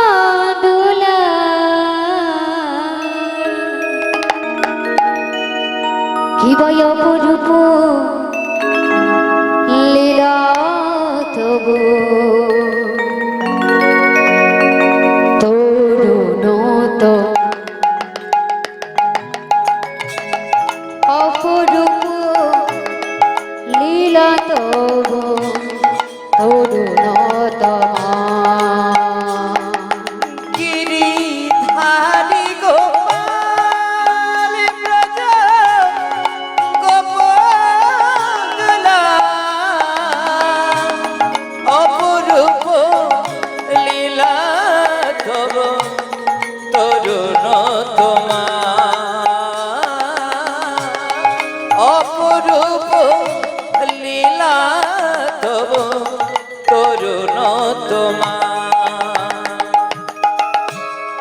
ধারি গোপাল ব্রজ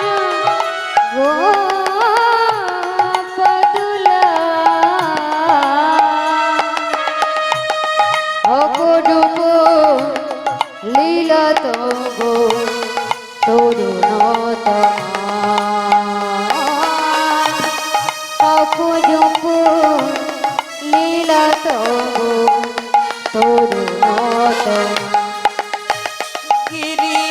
গিরিধারী গোপাল ব্রজ গোপদুলা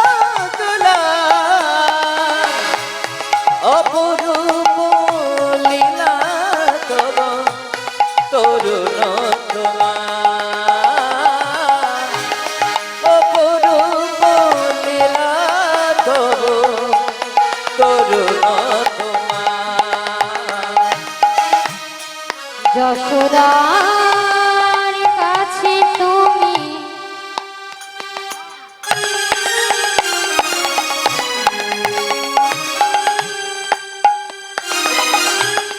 তুমি ননীচ নন্দদোলায় তুমি আনন্দ কিশোর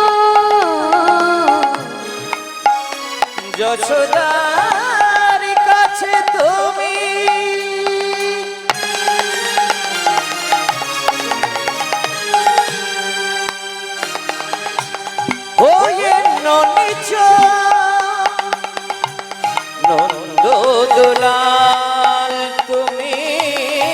আনন্দ কিশোর। আর গীতায় সারথি তুমি যাদব রাখা, গীতায় সারথি তুমি যাদব রাখা। অপরূপ লীলা তব তরুণতমা। ধারি গৌরাঙ্গে হরি হরি গোপদুলা অপরূপ লীলা তব তরুণতমা। অপরূপ লীলা তব তরুণতমা। অপরূপ লীলা তব তরুণতমা। অপরূপ লীলা তব তরুণতমা। তাই ভগবানের চরণে আরতি নিবেদন করছে সচন্দন তুলসী পত্র দিয়ে, নয়নের জল বরিশন করছে আর ভগবানের চরণে তুলসী পত্র দিচ্ছে। আর যখনই তুলসী পত্র দিয়েছে অমনি ভগবান নীলমাধব দৈববাণী করে বলছে, শোনো বিষ্ণু, আমি আমি আর লুকিয়ে পুজো পেতে চাই না। আমি আর লুকিয়ে তোমার একার কাছ থেকে আমি পুজো পেতে চাই না। এবার আমার মনের ইচ্ছা, আমি জগৎ মাঝি জগন্নাথ রূপে পুজো পেতে চাই। আর এ কথা যখনই বলেছে মাগো, অমনি বিশ্বাবসী সবর কি করেছে, সচন্দন তুলসী পত্র প্রভুর চরণে নিবেদন করে দিয়ে ভাবছে, হাইরে তবে কি এই জন্ম আমার বিফলে চলে যাবে? আর কি আমি তোমার সেবা করতে পারবো না? আর কি আমি তোমার পুজো করতে পারবো না? না না না না না, তুমি এমন কথা বলো না প্রভু, তুমি এমন কথা বলো না। ওমা ভগবানের চরণে ক্রন্দন করছে। আর তখনই ভগবান নীলমাধব কি করছে, বলছে, শোনো বিশ্বাবস্য, তুমি আজকে অনুশোচনা করছো কেন? তুমি কাঁদছো কেন? তুমি কি জানো না তোমার পূর্ব জন্মের কথা তুমি কি ভুলে গিয়েছো? যখনই বলছে পূর্ব জন্মের কথা, বিশ্বাবসু বলছে, আমার পূর্ব জন্মের কথা? অমনি নীলমাধব বলছে, হ্যাঁ, পূর্ব জন্মে তুমি ছিলে জরাসবর।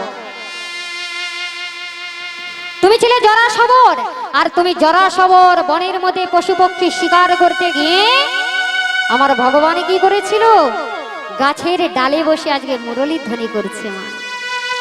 আর ভগবানের অপরূপ মুরলীর ধ্বনি শ্রবণ করে জরাসবর ভাবছে, ওই তো একটা গাছের ডালে পাখি ডাকছে, ওই তো গাছের ডালে একটা পাখি ডাকছে, ওই পাখিটাকে যদি আমি শিকার করতে পারি তাহলে আজকে আমার একটা শিকার হয়ে যাবে। তাই কি করছে, গাছের ডালের নিচে গিয়ে যখনই উপরের দিকে তাকিয়েছে, ভগবানের চরণের তলাটা লাল রঙের মা, রক্তবর্ণের। আর ভগবানের চরণের তলাটা দেখে জরাসবর ভাবছে যে ওই পাখিটাকে যদি আমি তীরবিদ্ধ করতে পারি তাহলে আজকে আমার শিকার হয়ে যাবে। অমনি কি করেছে, সেই মুরলী ধ্বনি শ্রবণ করে মাগো যখনই জরাসবর তীরবিদ্ধ করেছে, অমনি ভগবানের চরণে তীরবিদ্ধ হয়ে গিয়েছে। আহ অসহ্য যন্ত্রণা, অসহ্য যন্ত্রণা। ভগবান কি করলো, গাছের ডাল থেকে নিচে পড়ে গেল। আর যখনই নিচে পড়ে গিয়েছে, অমনি জরাসবরে দেখছে, কি আমি কি করলাম, আমি কি করলাম? আমি পক্ষী ভেবে যাকে তীরবিদ্ধ করেছি, আমি কি অপরাধ করে ফেলেছি? আমি এজন্য অপরাধ করে ফেলেছি। তাই ভগবানের চরণ দুটি জড়িয়ে ধরে বলছে, ওগো প্রভু, আমি যে অপরাধ করেছি, অপরাধের ক্ষমা হয় না। তুমি আমাকে শাস্তি দাও, তুমি আমাকে শাস্তি দাও। আমি আর চাই না এই জন্ম, আমি আর চাই না এই জন্ম আমার বৃথাই চলে যায়। কিন্তু প্রভু গো, তুমি আমাকে এই আশীর্বাদ করো, আমি যেন তোমার চরণ লাভ করতে পারি। আগত জন্মে আমি যেন তোমার চরণে সেবা করতে পারি। নিতাই গৌর প্রেমানন্দে হরি বল, হরি বল, হরি বল। আর তখনই ভগবান বলেছে, শোনো জরাবেদ, তুমি অনুশোচনা করো না। পরজন্মে তুমি হবে, আগত কলিযুগে তুমি হবে বিশ্বাবসী সবর, আর আমি হব নীলমাধব। আর তুমি আমাকে গোপনে পূজা করবে নীলগিরি পর্বতের পাদদেশে। কিন্তু শোনো, যেই দিন মহারাজ ইন্দ্রদ্যুম্ন আমার সন্ধান করতে পারবে, যেই দিন আমাকে জেনে যাবে অন্য কেউ তুমি বিনে, সেই দিন কিন্তু আর আমি তোমার কাছে থাকবো না। তখনই আমি জগতের মাঝে জগন্নাথ রূপে প্রতিষ্ঠা পেতে চলে যাব। নিতাই গৌর প্রেমানন্দে হরি হরি। আর যখনই পূর্বজন্মের কথা মনে করে দিয়েছে, অমনি আজকে বিশ্বাবসী সবর আর অনুশোচনা করছে না, শুধু বলছে প্রভু গো, তোমার চরণ বিনে আমি যে থাকতে পারি। যারা ভক্ত হয় মা দেখবেন, যতই রোগ যতই ব্যাধি আসুক না কেন, প্রভাতকালে উঠে ভগবানের চরণে তুলসীপত্র নিবেদন করা না পর্যন্ত কিন্তু জলগ্রহণ করে। কেননা তার সেটা অভ্যেস হয়ে গেছে। তিনি ভাবছেন, মনে অনুশোচনা করছেন, না না না, আজকে আমার এই দিনটা বোধহয় বৃথাই চলে গেল, আমি ভগবানের চরণ দর্শন করতে পারলাম না, আমার আজকে দিনটা বৃথাই চলে গেল। তাই আজকে বিশ্বাবসী সবর বলছে, শুনুন, আমার এই জন্মটা আমি তো তোমার চরণে তুলসীপত্র নিবেদন করে আসতে পেরেছি, কিন্তু আর আমি তোমার সেবা করতে পারবো না, আমার জন্মটা তো বৃথাই চলে যাবে প্রভু। তাই আজকে কাতর হয়ে মাগো বাড়ি ফিরে চলে এলেন। আর এদিকে মহারাজ ইন্দ্রদ্যুম্নের রাজ দরবারে ফিরে এলেন বিদ্যাবতী। আর বিদ্যাবতী যখনই ফিরে এসেছে, মহারাজ ইন্দ্রদ্যুম্ন বলছে, বিদ্যাবতী বিদ্যাবতী বিদ্যাবতী, আমার নীলমাধবের সন্ধান করতে পেরেছে? বিদ্যাবতী বলছে, হ্যাঁ মহারাজ, আমি নীলমাধবের সন্ধান করতে পেরেছি, তবে তিনি কিন্তু আপনাকে সঙ্গে নিয়ে যেতে বলেছে। ওমা, আজকে সেই বিদ্যাবতী মহারাজ ইন্দ্রদ্যুম্নকে নিয়ে যাচ্ছে কোথায় না, নীলগিরি পর্বতের পাদদেশে নীলমাধব দর্শন করা দেব। ওমা, পথ চিনবে কেমন করে? মনে রয়েছে কি, ওই যে সরিষা যখন পড়তে পড়তে গিয়েছিল, ওমা ভগবান তার লীলা করবার জন্য ওই রাত্রিতেই বৃষ্টি বর্ষণ করেছে, আর জল পেয়ে পরদিন সূর্যের আলো বাতাস পেয়ে সরিষা গাছ হয়েছে, তারপর ফুল ধরেছে। আর যখনই ফলে ফুলে ভরে উঠেছে, সেই সরিষা গাছের পথ ধরে আজকে বিদ্যাবতী চলেছে কোথায় না, নীলমাধবকে দর্শন করবে বলে। ওমা, বিদ্যাবতী মহারাজ ইন্দ্রদ্যুম্ন সঙ্গে যাচ্ছে, কোথায় যাচ্ছে না, নীলমাধবের সন্ধানে। তাই সেই পথ ধরে যখনই যাচ্ছে, ভগবানকে ডাকতে ডাকতে যাচ্ছে, কেশব মাধব গিরিধারী লাল, কেশব মাধব গিরিধারী লাল, কেশব মাধব গিরিধারী লাল, কেশব মাধব গিরিধারী লাল, গিরিধারী লাল বলো যশোদা দোলাল, গিরিধারী লাল বলো যশোদা দোলাল, গিরিধারী লাল বলো নন্দ দোলাল, গিরিধারী লাল বলো নন্দ দোলাল, নন্দ দোলালে বলো গোপী প্রাণলাল, নন্দ দোলাল বলো যশোদা দোলাল, কেশব মাধব গিরিধারী লাল, কেশব মাধব গিরিধারী লাল, গিরিধারী লাল বলো যশোদা দোলাল, গিরিধারী লাল বলো যশোদা দোলাল, গিরিধারী লাল বলো যশোদা দোলাল, গিরিধারী লাল বলো যশোদা দোলাল, যশোদা দোলাল বলো গোপের রাখাল, যশোদা দোলাল বলো গোপের রাখাল, কেশব মাধব গিরিধারী লাল। কেশব মাধব নিতাই গৌর প্রেমানন্দে হরি হরি বল হরি বল। কেশব মাধব গিরিধারী লাল। আর যখনই ভগবানের নাম গাইতে গাইতে এসেছে মাগো, অমনি নীলগিরি পর্বতের পাদদেশে এসে দেখছেন মহারাজ ইন্দ্রদ্যুম্ন বলছে, বিদ্যাবতী কোথায় নীলমাধব, আমাকে দর্শন করাও। আর যখনই বলেছে দর্শন করাও, মাগো নীলমাধবকে তো আর দেখতে পাচ্ছে না। কি বিদ্যাবতীকে নীলমাধবকে দর্শন করেছে? দর্শন তো করেনি। নীলমাধব দৈববাণী করেছে, আর বিদ্যাবতী তাই শুনে ফিরে চলে গিয়েছে। আর নীলগিরি পর্বতের পাদদেশে যখনই এসেছে, বিদ্যাবতী বলছে আগে মহারাজ আমি তো নীলমাধবকে দর্শন করিনি। আর যখনই একথা বলেছে, মহারাজ ইন্দ্রদ্যুম্ন ক্রোধান্বিত হয়ে গিয়ে বলছে, তাহলে তুমি আমাকে ঠকিয়েছো, তুমি আমাকে মিথ্যে কথা বলেছো, তুমি আমাকে মিথ্যে বলে এখানে নিয়ে এসেছো, তুমি আমার বিশ্বাস ভঙ্গ করেছো। আর যখনই একথা বলেছে ওমা বিদ্যাবতীর মনে এমনি আঘাত লেগেছে। বিদ্যাবতী ভাবছে তাই তো, আমি তো মহারাজ ইন্দ্রদ্যুম্নকে বলেছি নীলমাধবের সন্ধান করেছি, কিন্তু আমি তো নীলমাধবকে দর্শনও করিনি। তবে কি আমি নীলমাধবের দেখা পাবো না? তবে কি প্রভু আমার সঙ্গে ছলনা করছে? অমনি কি করেছে, আজকে নীলমাধবকে আহ্বান জানাচ্ছে। বিদ্যাবতী বলছে, ওগো প্রভু, তুমি যেমন ভাবে আমার সঙ্গে কথা বলেছিলে, তুমি একটিবার মহারাজ ইন্দ্রদ্যুম্নের সঙ্গে কথা বলো। কিন্তু মাগো, নীলমাধব তো আর সাড়া দিচ্ছে না।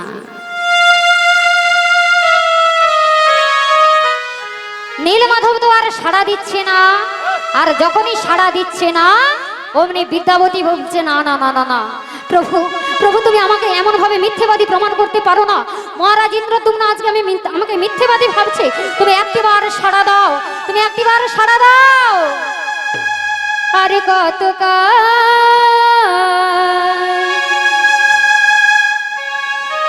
গিরিধারিলা আড়লে আড়লে রবি, তুমি আড়লে আড়লে রবি।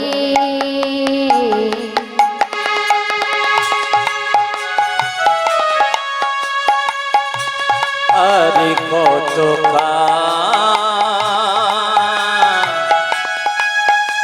তুমি গিরি ধারিলা,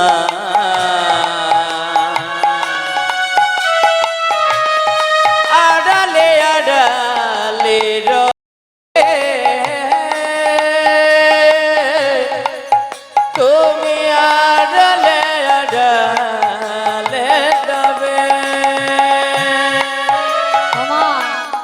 যখনই একথা বলছে আড়ালি আড়ালি রবি, তখনই কিন্তু ভগবান নীলমাধব তিনি জানছে ভক্ত আমাকে ডাকছে, ভক্ত আমাকে আকুল হয়ে ডাকছে। এবার তো ভক্তের কাছে দেখা দিতে হবে নাকি? তাই বিদ্যাপতি আবার বলছে, আরে কত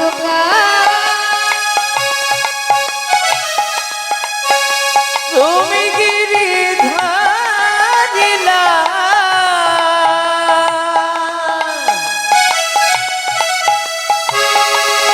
আড়ালে আড়ালে রবে, তুমি আড়ালে আড়ালে রবে। রাধে। আর যখনই ভগবানের চরণে আরতি জানিয়েছে, অমনি নীলমাধব কি করেছে, দৈববাণী করে বলছে, শোনো মহারাজ ইন্দ্রদ্যুম্ন, শোনো। বিদ্যাপতি কিন্তু মিথ্যেবাদী নয়, বিদ্যাপতি কিন্তু তোমাকে ঠকায়নি। সত্যই আমি বলেছিলাম তোমাকে নিয়ে যেন বিদ্যাপতি আমার কাছে আসে। তবে শোনো মহারাজ ইন্দ্রদ্যুম্ন, তোমরা তো এমনি ভাবে আমার মূর্তি দর্শন করতে পারবে না। আমি বলছি শোনো, আমার এই নীলগিরি পর্বতের পাশেই রয়েছে মহোদধি, আর সেই মহোদধির জলে তিনটি দারবিম্ব ভাসছে, শঙ্খচক্র গদা পদ্ম চিহ্ন যাতে রয়েছে। সেই তিনটি দারবিম্ব নিয়ে গিয়ে তোমরা মূর্তি নির্মাণ করবে, আর সেই মূর্তির মধ্যেই আমার প্রাণ প্রতিষ্ঠা হয়ে যাবে। নিতাই গৌর নমানন্দে। আর যখনই কথা বলেছে, ওমা মহোদধির জল থেকে তিনটি দারবিম্ব নিয়ে গিয়ে আজকে মন্দির নির্মাণ করেছে, আর সেই মন্দিরের মধ্যে আজকে মূর্তি নির্মাণ হবে। কিন্তু মূর্তি নির্মাণ করবে কে? দারবিম্ব কাঠ তো আনা হয়েছে, মূর্তিটা নির্মাণ করবে কে? ভগবানের মূর্তি আমার আপনার মতো ব্যক্তি তো নির্মাণ করতে পারবে না, আমার মতো প্রাপিষ্ট কোনোদিন পারবে না ভগবানের মূর্তি নির্মাণ করতে। তাহলে কে করবে? তখনই মহারাজ ইন্দ্রদ্যুম্ন রাত্রিতে যখন শয়ন করেছে, অমনি স্বপ্নাদেশে ভগবান বলছে, শোনো মহারাজ ইন্দ্রদ্যুম্ন, আগামীকাল প্রভাতকালে উঠিয়া তুমি সর্বপ্রথম যাহার মুখ দর্শন করিবে, সেই হবে আমার মূর্তির নির্মাণ দাতা।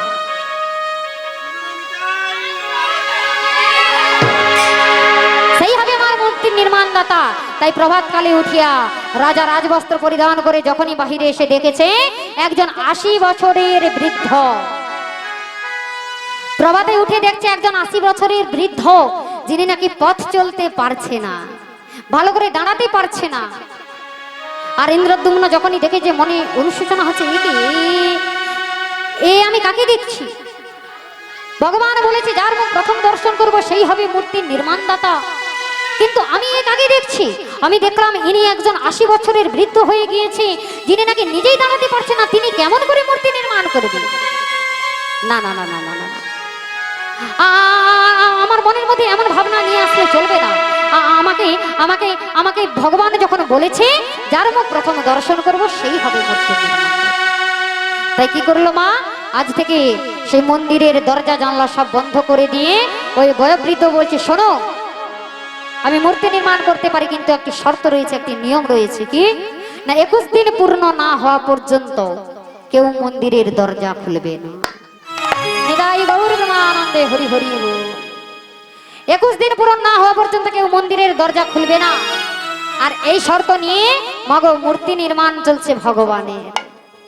ভগবানের মূর্তি নির্মাণ চলছে, ঠক ঠক করে আওয়াজ হচ্ছে। কে শুনছে? কে শুনছে? না যার মনে কুটানি রয়েছে তিনি শুনছেন। হ্যাঁ, কার মনে রয়েছে? না নারীর মনে। শাস্ত্র বলছে নারীর মনে প্রচন্ড সন্দেহ, কোন বিষয়টাকে সহজভাবে নিতে পারে না। তাই এখানে নারীকে রয়েছে না মহারাজ ইন্দ্রদ্যুম্নের স্ত্রী, যার নাম হলো গুন্ডিচা রানী। সেই গুন্ডিচা রানী প্রত্যহ দিন দরজার পাশে কানে রেখে শ্রবণ করে। দেখি তো, দেখছিলাম তো বেশ বৃদ্ধ হয়ে গিয়েছে, তা বৃদ্ধ যদি মারা যায় তখন কি হয়? তাই প্রত্যহ দিন দরজার পাশে কান রেখে শ্রবণ করে, ঠকঠক করে আওয়াজ হচ্ছে, ঠকঠক করে আওয়াজ হচ্ছে। আর যখনই শ্রবণ করছে ভগবান বলছে, বেশ আমি একটু চাতুরালি করি। তাহলে কি করেছে মা, বেশ কয়েকদিনে যাওয়ার পর শব্দ আর পাচ্ছে না, শব্দ আর পাচ্ছে না। আর অমনি নারী দেখবেন মাগো, নারী যদি একটিবার আপনাকে স্বর্গে তোলে পরে পাতালে পাঠিয়ে দেবে। রাধে রাধে। নারী যদি একবার স্বর্গে তোলে, ভালো তো ভালো, মন্দ তো মন্দ। তাই বলছে ও নারী একবার যদি স্বর্গে তোলে,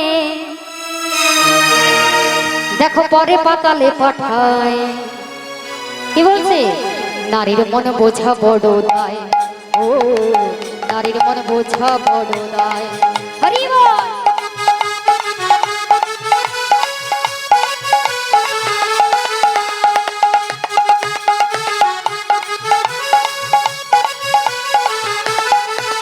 নারী একবারে যদি স্বর্গে তোলে, নারী একবারে যদি স্বর্গে তোলে পরে পাতালে পাঠায়। নারীর মন বোঝা বড় দায়, ও নারীর মন বোঝা বড় দায়।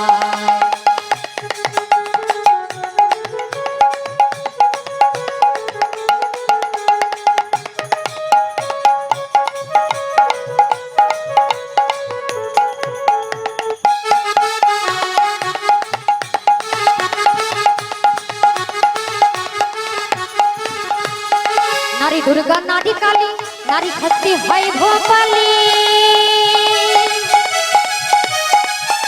আমরা নারীর পায়ে দেই অঞ্জলি, কৃষ্ণ গুণাধা। হরি বল।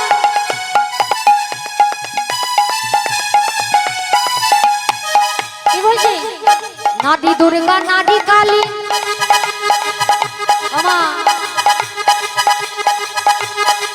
নারী দুর্গা অসুরবধ করেছিল, নারী কালী তিনিও অসুরবধ করেছিল, তাই স্বর্গে তুলছে। নারী শক্তি হয় ভূপালী। আবার নারীর পায়ে অঞ্জলি দেয় কে? না কৃষ্ণ গুণাধা। কি করেছিল? রাধারানীর চরণ ধরে কেঁদেছিল, রাধে একটিবার চরণের ধুলি আমাকে দাও, আমি দেখবো তোমার চরণের ধুলির মধ্যে কতই না প্রেম রয়েছে।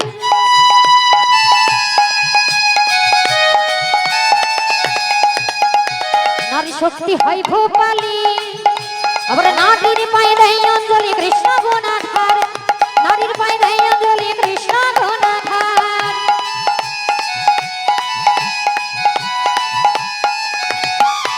নারীর পদতলে শুয়ে আছে ওমা, রাধে রাধে। নারীর পদতলে শুয়ে আছে কে গো? হ্যাঁ, যিনি নাকি পরম বৈষ্ণব, তিনি আজকে নারীর পদতলে শুয়ে আছে। কে? না সদাশিব মহাদেব, বৈষ্ণবের শিরোমণি। ও নারীর পদতলে শুয়ে আছে। নারীর পদতলে শুয়ে আছে, দেখো স্বয়ং ভোলা মহেশ্বর নারীর মন বোঝা বড় নয়, ও নারীর মন বোঝা বড় নয়।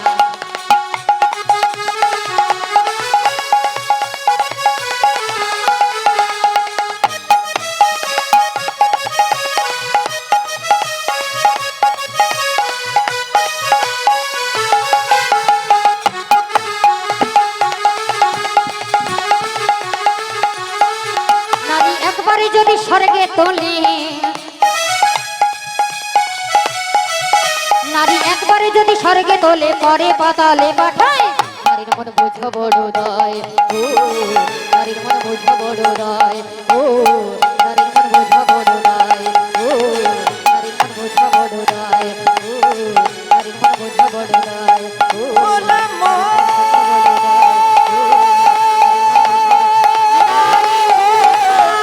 হরি হরি বলো, হরি বলো, হরি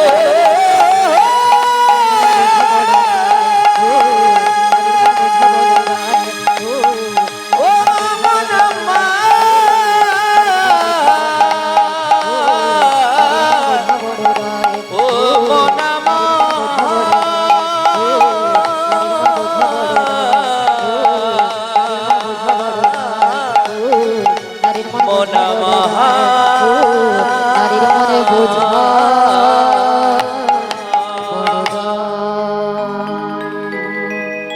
बोलो राधा रानी की, बोलिए कृष्ण कन्हैया लाल की, बोलो যারা বলেনি কি বলছে না, বলে আনন্দে মেতে গিয়েছে আর কখন বলবে রাধে রাধে। তাই নারীর মাগো প্রচন্ড ক্ষমতা, সেটা বাবারা ভালো করে বুঝতে পারবেন কি কেমন ভাবে টাইট দিতে হয়। হ্যাঁ রাধে রাধে। তাই নারীর প্রচন্ড ক্ষমতা, নারী একবার স্বর্গে তুলতে পারে, নারী কিন্তু আবার পাতালেও পাঠাতে পারে। তাই আজকে রানী গুন্ডিতা যখনই শুনেছে, এদিকে মহারাজের কানে গিয়ে খবরটা দিচ্ছে, শুনুন মহারাজ, আমি না প্রত্যহ দিন দরজার পাশে কানে রেখে শ্রবণ করি, এতদিন শুনেছিলাম মূর্তি নির্মাণের শব্দ পেয়েছি, কিন্তু আজ বেশ কয়েকদিন হলো আমি মূর্তি নির্মাণের কোনো শব্দ পাচ্ছি না। এবার আপনি বলুন মহারাজ, ওই 80 বছরের বৃদ্ধ যদি মারা যায় তাহলে তার তো সৎকার করতে হবে, নাহলে আমাদের পাপ লেগে যাবে।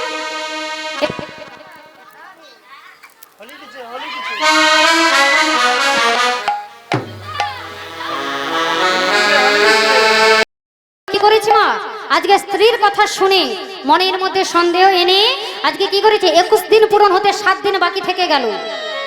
14তম দিনে গিয়ে মহারাজ ইন্দ্রদ্যুম্ন কি করেছে, ওই মন্দিরের দরজা খুলে দিয়েছে। আর যখনই মন্দিরের দরজা খুলে দিয়েছে, কি দেখছে না, 3 জন বসে রয়েছে, হস্ত নাই, পদ নাই, ললিত নাই, অপূর্ণ দেহ ধারণ করেছে, চোখগুলো বড় বড় হয়ে গিয়েছে। একই দেখি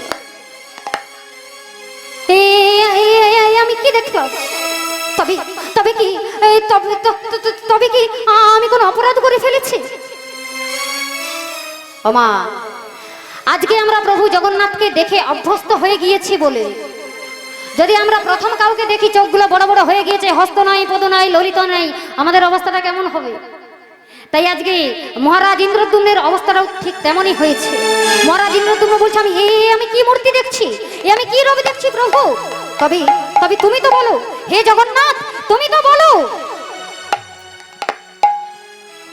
যে এ জগতে যাহা কিছু ঘটে সবই নাকি তোমার ইচ্ছেতে ঘটে। তবে বলো প্রভু, তোমার কেন এমন রূপ হয়েছে, তবে কেন তোমার এমন রূপ হয়েছে?